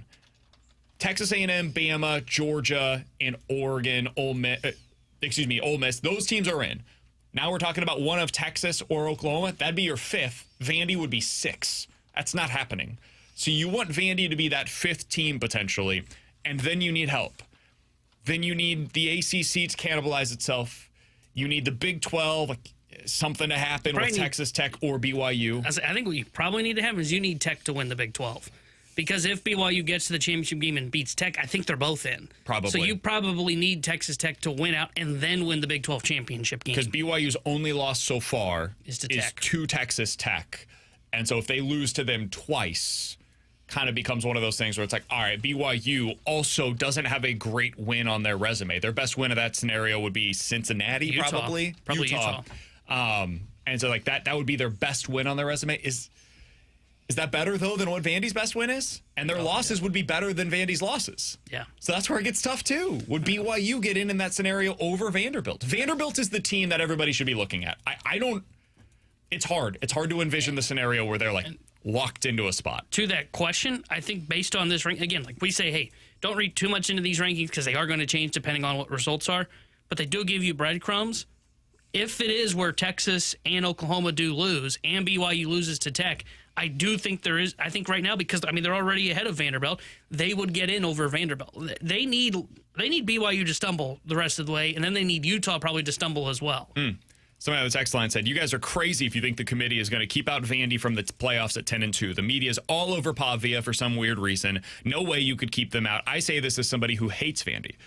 And they're keeping them out right now. Yeah, I was going to say, they're not in. Show me the clear path. It's not an easy thing to come up with because you've got a group of 5 team that will be in. That puts them over Vanderbilt. You've got 4 SEC teams that are almost definitively going to get in. You've got 3 Big Ten teams that are for sure going to get in Ohio State, Indiana, and Oregon. You've got Notre Dame as another. And then you've got your ACC Big 12. There's 1 spot left. Yeah, and I don't see them. I haven't mentioned a possible other ACC, a possible other Big 12 team, or one of the SEC teams that are already in front of Vandy today with better potential wins down the stretch on their resume. The path for Vanderbilt is hard to see right now. I know it sounds crazy to get a 10-win team with a potential Heisman finalist, at least at quarterback, not getting into the playoff. But, dude, their path is not easy. Yeah, I just don't see the committee putting 6 SEC teams in. And feels like Georgia's going to be one of those that gets in along with the 4 that we're talking about here. Yeah, Texas A&M, Bama, Georgia, Ole Miss, and then one of Texas or Oklahoma if they were to win out. Yeah. That would be your 5th. Yeah. And you'd be asking for Vandy to be the 6th. Yeah, and I do not see that happening. They're more likely to put in one of these other teams you guys are talking about. And I get it, the hype around. They're right. Like, you want to know what money, and NCAA only cares about money, is getting Pavia in because of the Heisman hype. But I don't know how you can put that out there when the resume's just not there. Peter on the text line said, guys, I'm curious, why aren't you giving credit to a team that beat a ranked team when they were playing rather than looking back at the end of the season to see where that team was ultimately ranked? Because if you do it the other way, you're looking at teams like, I'll go back to week 2 just as an example. Penn State was number 2 in the country. Yeah. Remember those good times? Should I give somebody credit for beating the number 2 team in the country in Penn State when we now know, well, that was just a fraudulent ranking? Or LSU. LSU was number 3 in the country at that point in time. I'm not going to give a team extra credit because at the time, LSU had only played 1 game. We didn't know they were on fraud watch then. Same with Clemson was number 8 early on in this season. That wasn't real. They weren't actually as good as their record indicated. Illinois was 11th. Well, South Carolina was 10th. Arizona State was 12th. At least they've been decent. Florida State was top 15. It wasn't Florida top 25. They made a drop because of the Florida USF was 13 at that point in time. Like, there were a lot of teams in the early season top 15 because of how much college football fluctuates year to year now with the transfer portal that just weren't that good. Penn State, LSU, Clemson, South Carolina, Illinois, Florida, and Florida State. That is 7 of the top 14 teams in the country in week 2. Oof. That I think all of them are now outside of the top 25 or close to it. So that's why you take where they are now, not where they were at the time that they were playing in that game. Alongside Alex and T-Bone, I'm BK. It's BK and Ferrario here on 101 ESPN. Coming up next, you guys give us 2 scenarios. We'll tell you which one's more likely in a game we call more likely to happen here on 101 ESPN.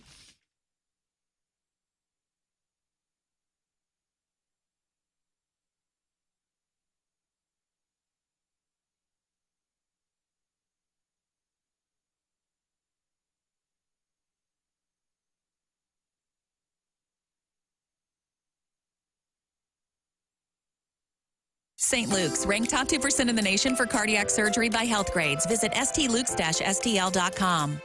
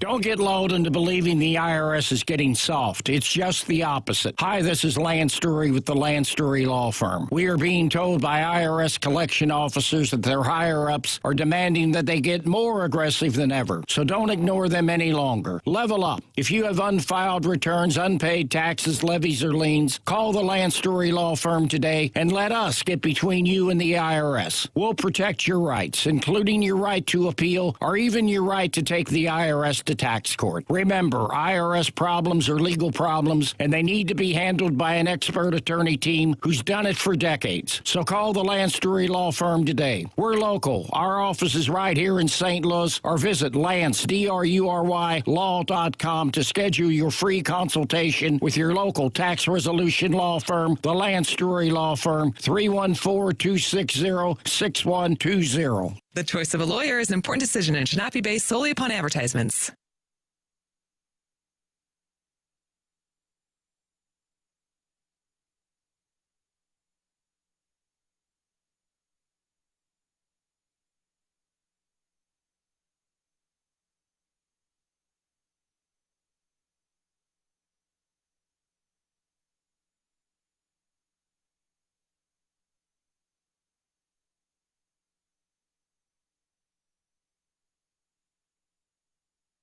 What's more likely to happen? They'll figure it out. BK and Ferrario's most likely to happen.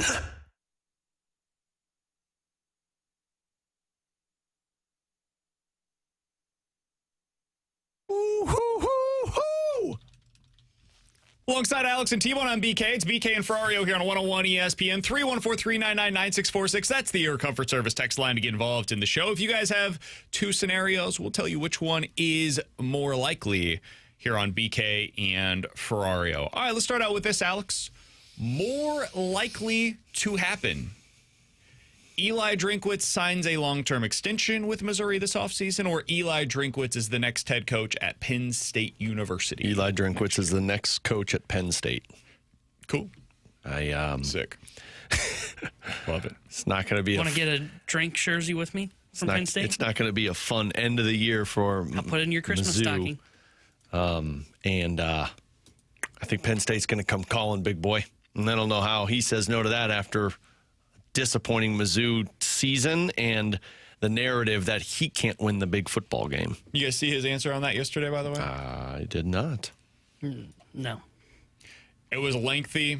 Shocker. And it's legitimately worth your time. I do think people should read it in its entirety because I think it's been taken out of context in some places.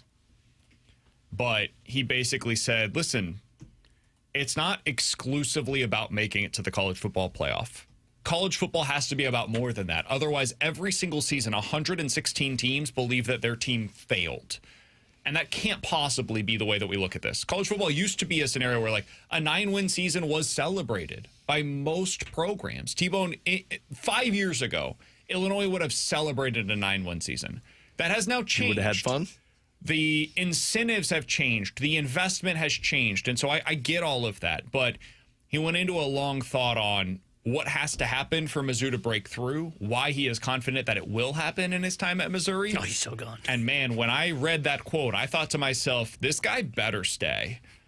Otherwise, man, this is going to look fraudulent about a month from now. So I'm going to stick on the side that he's sticking around and he will sign a long-term extension. But, man, I don't like the fact that it's still out here. What size do you wear for your Drinkwitz Penn State hoodie? A large. Are you a large? Yeah, he's large. You want one or no? No. Okay. I'm actually going to get a Penn State jersey. I'm getting him one no matter what he says, but... Yeah, I'm going to get a Penn State jersey. Oh, nice. Like not Those a are more jersey. expensive, I'm not a jersey guy. I'm a jersey guy. I'm kind of poor. Guys, more likely to happen, the Blues will trade one of Thomas Buchnevich Kyrou in the next 3 years. Fernando Tatis Jr. will be a Cardinal in the next 3 years. The former. One of the Blues Shut are up, traded. man. It's going to happen. The Padres have to trade him. I think that Fernando Tatis Jr. will probably be traded at some point within the next 3 years. To the Cardinals. I do not think that he's coming to the Cardinals. I think he will probably end up on the Yankees or the Mets. He doesn't have ties to those places. He's got ties to St. Louis. Boston. I think they're probably going to send him to the American League, would be my guess. And so it probably ends up with one of Toronto, New York, Boston, or Houston. He's got a no trade clause, and he's going to say the only place that I want to get traded to is St. Louis, Missouri. Yeah, maybe the Angels. Maybe they say, hey, you're going to the Angels. Nobody wants to go to the Angels. I'm not going to go there. And then they say, okay, you're going to the Yankees. Cool. All right, we'll put you on waivers then. I would say more likely it's one of the three Blues players gets traded. I keep hearing this stuff with Tatis, and I am still on the side of you don't trade that guy. I understand you are hemorrhaging money right now. Dude, you've got to find a way not to trade him. His tune has changed on Tatis so much. Remember 2 years ago when he got this extension and he said it was a disaster and he would never I still would not have done the money? Extension, by the way. Well, clearly it's worked out all right. If now you're saying apparently you not, because apparently we have no money. Well, that's because they then followed it up and signed Xander Bogaerts. They gave everybody $200+ million. Now, it was fair, freaking bank. All of us in this room said, boy, that Bogaerts contract is going to look really bad. Now, I didn't say early. Yeah. The Darvish and it turns out one, it's though. been bad early. The Darvish one, though, on top of That one was a bad couple too. of the others, like they put themselves in a hole. Nobody in America liked Xander Bogaerts more than Alex Ferrario. Except for A.J. Preller. Yeah. Preller was the one guy in the world Alex that was wanted like, him "Oh, on 6 his years." baseball And to be team clear, I was more like, than Alex did. I saw the contract. I'm like, I don't know if I want to do that one. That's what I'm saying. We all wanted him, and then we saw the deal, and we're like, what? I'm more likely Tatis Jr. is going to be a Cardinal. 95%, ladies and gentlemen. He's coming home. You Guys, don't believe that. No, I do believe that. He's coming home. More likely to happen. The Cardinals will sign a free agent for more than $75 million, or they will trade one of their top 10 prospects to acquire a controllable arm. One of their top 10 prospects? Yeah. About top 5 that felt aggressive. Don't they have like 3 catchers in that top 10? Yeah. I'll say It's they'll like trade 5 one of of their. our 10. I'll say they'll trade one of their top 10 prospects. So here are the top 10 according to MLB.com. You can use different lists. This is the one that's publicly available and the easiest to get to right now. That's why I'm using it. J.J. Weatherholtz, Liam Doyle, Rhino Rodriguez, Leo Bernal, Quinn Matthews, Jimmy Crooks, Jesus Baez, who they acquired at the deadline, T.K. Roby, who's hurt, Padilla, who nobody really has seen much of. He's a rookie ball, and Ryan Mitchell, who they just drafted this past season. Those are your top 10 prospects. Yeah. I'm going to say top 10 prospect gets traded. I'm going to operate under the assumption that they give up a 3rd-round pick for the qualifying offer, guys. It's a good assumption to have. And if that is the case, I will say they go out and sign a significant free agent. I'm going to say they do both. That'd be cool. I would say more likely they trade a top 10 prospect. Because they got 5 catchers. And I think it would be one of the catchers. Like Bernal might be the guy they move on from, and they use him, package him with something else, and then they acquire like a AAA arm or something like that.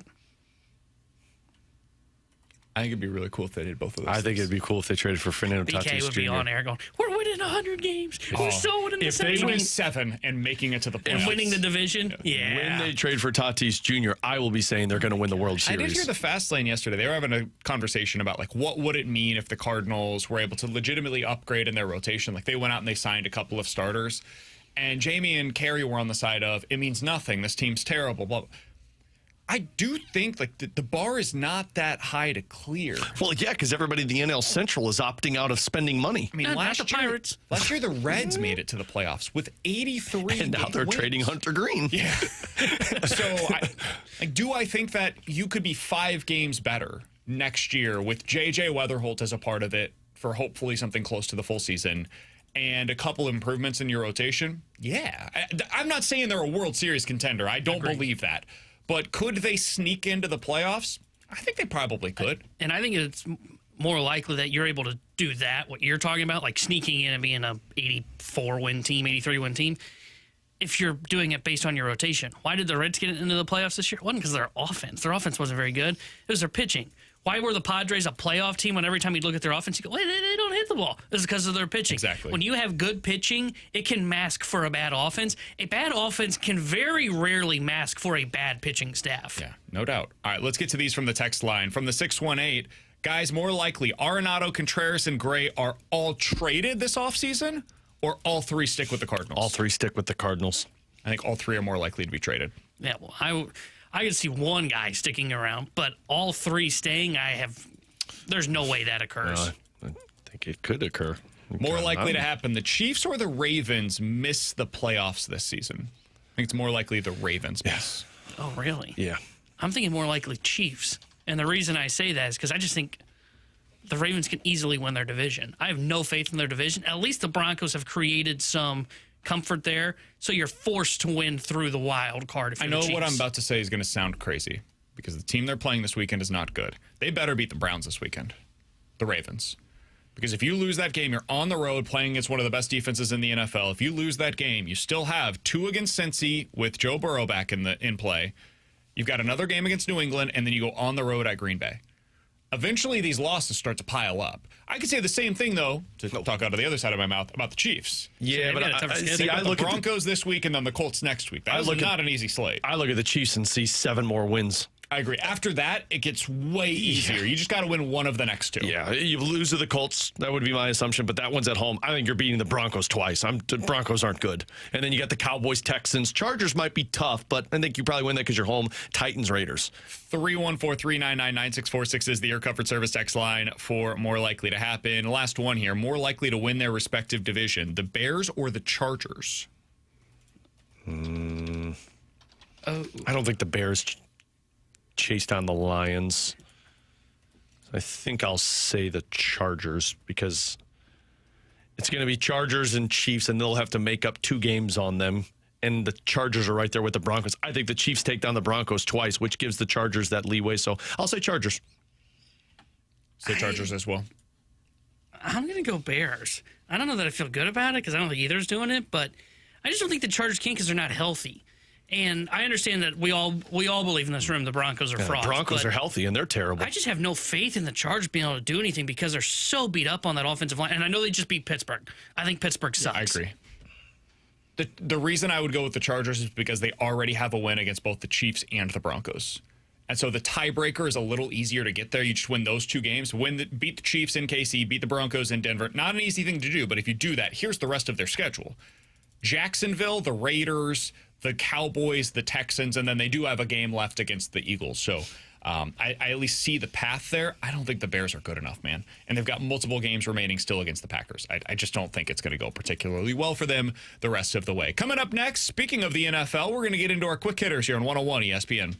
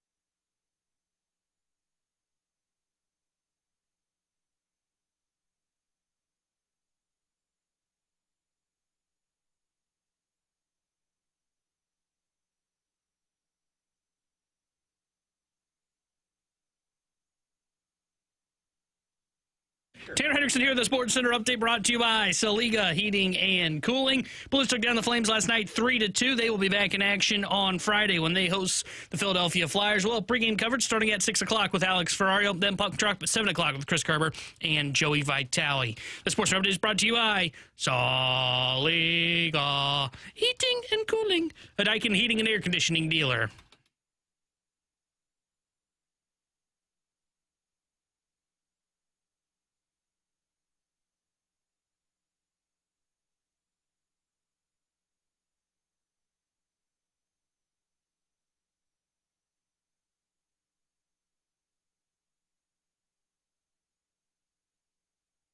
Alongside Alex and T-Bone on BK, it's time for some NFL quick hitters here on 101 ESPN. Alex, is there any reason to be concerned about the Pats tomorrow night?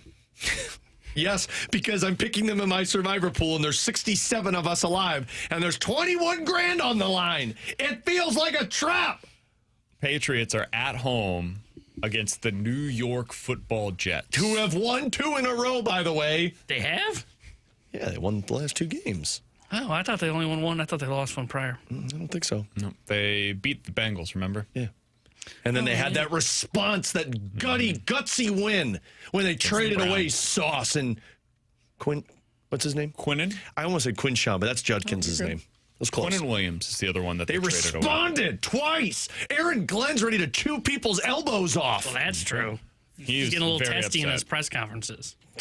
I have to ask a reporter for injury updates. I'm good with this pick, right? I'm good with it. Yeah. Like, the good news is I think everybody's going down in the pool if they lose. So maybe 67 of us. Is that how this works? If we all get eliminated on one game, do we all split the 22 grand? I think that's Or does Nick just keep it all? Yeah, probably. Yeah, the jerk. The Patriots are 13.5-point favorite in that game tomorrow night. I looked it up earlier today. I believe it's 44-3 teams that are favored by 13.5 or more over the last 4 years. So you've got like a 90% chance, 95% chance of being correct. All of us get kicked out for Thursday Night Football, and you split 22 grand 67 ways, everybody gets $330. What? Wouldn't it be more than that? Or did you just do it? I just did it. 22,000 divided by 67. $328.358-208-9552-239. You want to try and debate me, numbers boy? No, $300 ain't bad. Well, yeah, I mean, that's a $280 profit right there. That's not bad at all. High five. So we saw earlier this week, Brian Dable was fired by the New York Giants. CBS Sports put together their hot seat list. He's already getting fired again. The coaches with the hottest seats right now. Would you like me to go? This is 5 coaches. Can I guess them? Sure. Mike McDaniel. I was going to say he's got to be one, right? Mike McDaniel is not on this list. Oh, my God. Actually. Okay, well, this list is a joke. Kevin Stefanski. He is on this list. Kevin Stefanski is listed at number 2. He's the second hottest seat. We talked about Matt LaFleur. He is number 5 on this list. Who else am I missing, T-Bone? Well, I don't know if he'd be on here or not. Ryan's with Houston. No. What about in the top 5? Taylor in Cincinnati? No, not in the top 5. What's his name in Arizona? No, not in the top 5. Who made this Titans list? Coach? Hasn't he already been fired? Did you have ChatGPT make this up? CBSSports.com. Mike Hottest McDaniel seats is number in the 1. NFL. At number 5, Alex mentioned it, Matt LaFleur. 5-3-1 this season. I have him 1 on a scale of 1 to 3 hot seat list. Wow, that's just like a warm toot. Number 4, Sean McDermott of the Buffalo Bills. McDermott's resume suggests that he's darn near entrenched into the job for as long as he chooses. He's on track to lead Buffalo to its 8th playoff bid in 9 years. But even with perennial MVP candidate Josh Allen at his disposal, the Bills have continually failed to get over the hump. I think Mike McDaniel should be on this list before I put Sean McDermott's name on this list. Number 3, Raheem Morris with the Atlanta Falcons. That one checks out. Even with young cornerstones, Bijan Robinson and Drake London, the wins aren't stacking up. Number 2, Kevin Stefanski, who you mentioned with the Cleveland Browns. Number 1, you guys did not mention him. John Harbaugh. Nope. Pete Carroll, 2-7 so far in his tenure with the Las Vegas Raiders. You can't fire Grandpa when you just hired him. I think he's got to be on the hot seat right now, man. This team looks awful. Yeah, I don't know how much that's a Pete Carroll problem. I was going to say they were going to look awful no matter what. It looks worse offensively than I expected it to. They have no offensive line. You're putting trust in a quarterback that I don't think has it anymore. He was fine last year with the Seahawks. He did not look this bad with Seattle last year. Also had DK Metcalf and Smith and Jigba and Tyler Lockett to throw to. Brock Bowers, Jacoby Myers was there earlier this season. I mean, Michael Mayer is a decent tight end. Ashton Genty is a good running back. They've got weapons. Not to the same level. They shouldn't look this incompetent. They shouldn't look this bad. Could they be below average? Sure. They look like maybe the worst team in the NFL right now. So if the Raiders decided after the season, hey, this is not working for us with Pete Carroll, I would get it. I would not blame them one bit. Wouldn't this be like the third straight coach that's been basically like one and done? Yes. And I know like Pierce wasn't that, and who was before him? Was it McDaniels? Or not McDaniels? No, it was Gruden, wasn't it? No, after Gruden. The OC with New England. Oh, Pierce. No, I said him. Oh, you McDaniels. It was McDaniels. Okay, yeah, those three. I mean, you can't continually keep doing this with your head coaching job. At some point, you've got to pick a lane. And if I were going to pick a lane, I would pick Pete Carroll. This was always going to be a caretaker situation where hopefully he stabilizes things to get it back on track. He stabilized nothing so far. Like, it's gone the opposite direction. It's getting worse before it gets better. So they're, to me, one of the more interesting teams when it comes to what they decide in the offseason with their head coach. I think there are arguments on either side of it, but it was the first time that I had really even thought about him potentially being let go after the season. And when I read some of the rationales, I kind of understand the explanation behind it. I do agree with you, though, Alex. Like, McDaniel's probably going to get let go, I would assume, in Miami. I think you could go pluck Matt LaFleur from Green Bay, put him on the Raiders team, and they would still be as bad as they are right now. By the way, I would not put McDermott on this list. No, I know he's a guy that's been like talked about for 3 years.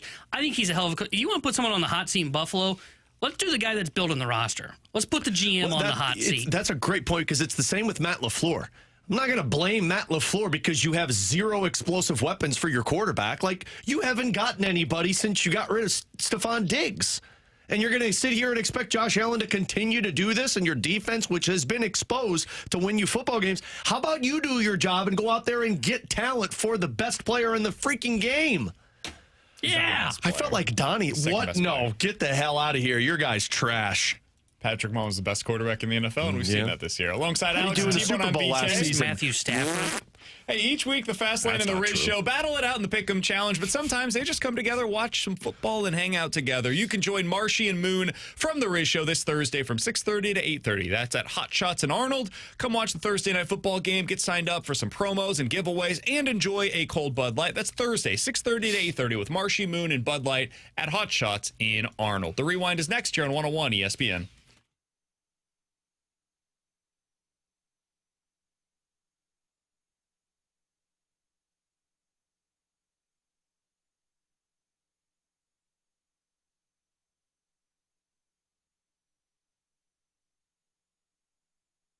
Alex Ferrario with you to talk about my friends over at Classic Air Care, a company that has been making people comfortable since 1926. Whether it's your HVAC system or the furnaces that are all getting turned on right now, they need the annual maintenance to make sure that they avoid those breakdowns. So make sure you call Classic Air Care to schedule a tune-up, get them out there. But if you're also looking for that new HVAC system, you know, the fall going into the winter season is typically the best time to do it because, one, you get some discounts at this time of the off-season, but on top of it, you want to get that new unit before you get into this awful winter or the hot summer once we get through this season change. And there's financing options over at Classic Air Care if you're looking to purchase that new HVAC system. Plus, they got this really nifty tool that you just don't even need to have somebody come out and give you a quote. You go onto their website, classicaircare.com. You type in a couple of different answers to their questions. They'll send you a quote of what a new HVAC system would be online, and then you can schedule to have them come out. Again, they've got financing options. Another thing that they do is duct cleaning. If you need that this time of the year,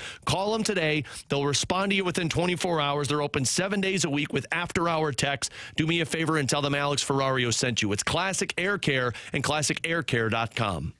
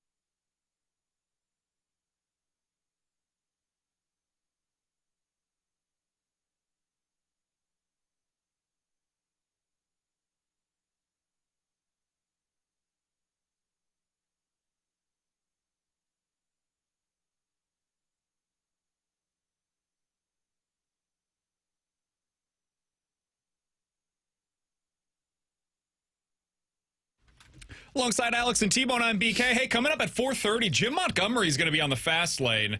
Looking forward to hearing the coach talk about his team. Big win for the Blues last night. He will be joining the guys coming up at 4:30 today. I also think they're going to crush me on explaining why I am not bought in all the way on this Blues team, despite winning earning a point in 5 of their last 7. Not winning 5 of their last 7. And playing overall, I would say, better yesterday and getting the win, a must-win situation, as we said yesterday on the show, by a final score of 3-2. So they'll talk about that. I think they're going to call my coach, Eli Drinkwitz, a loser.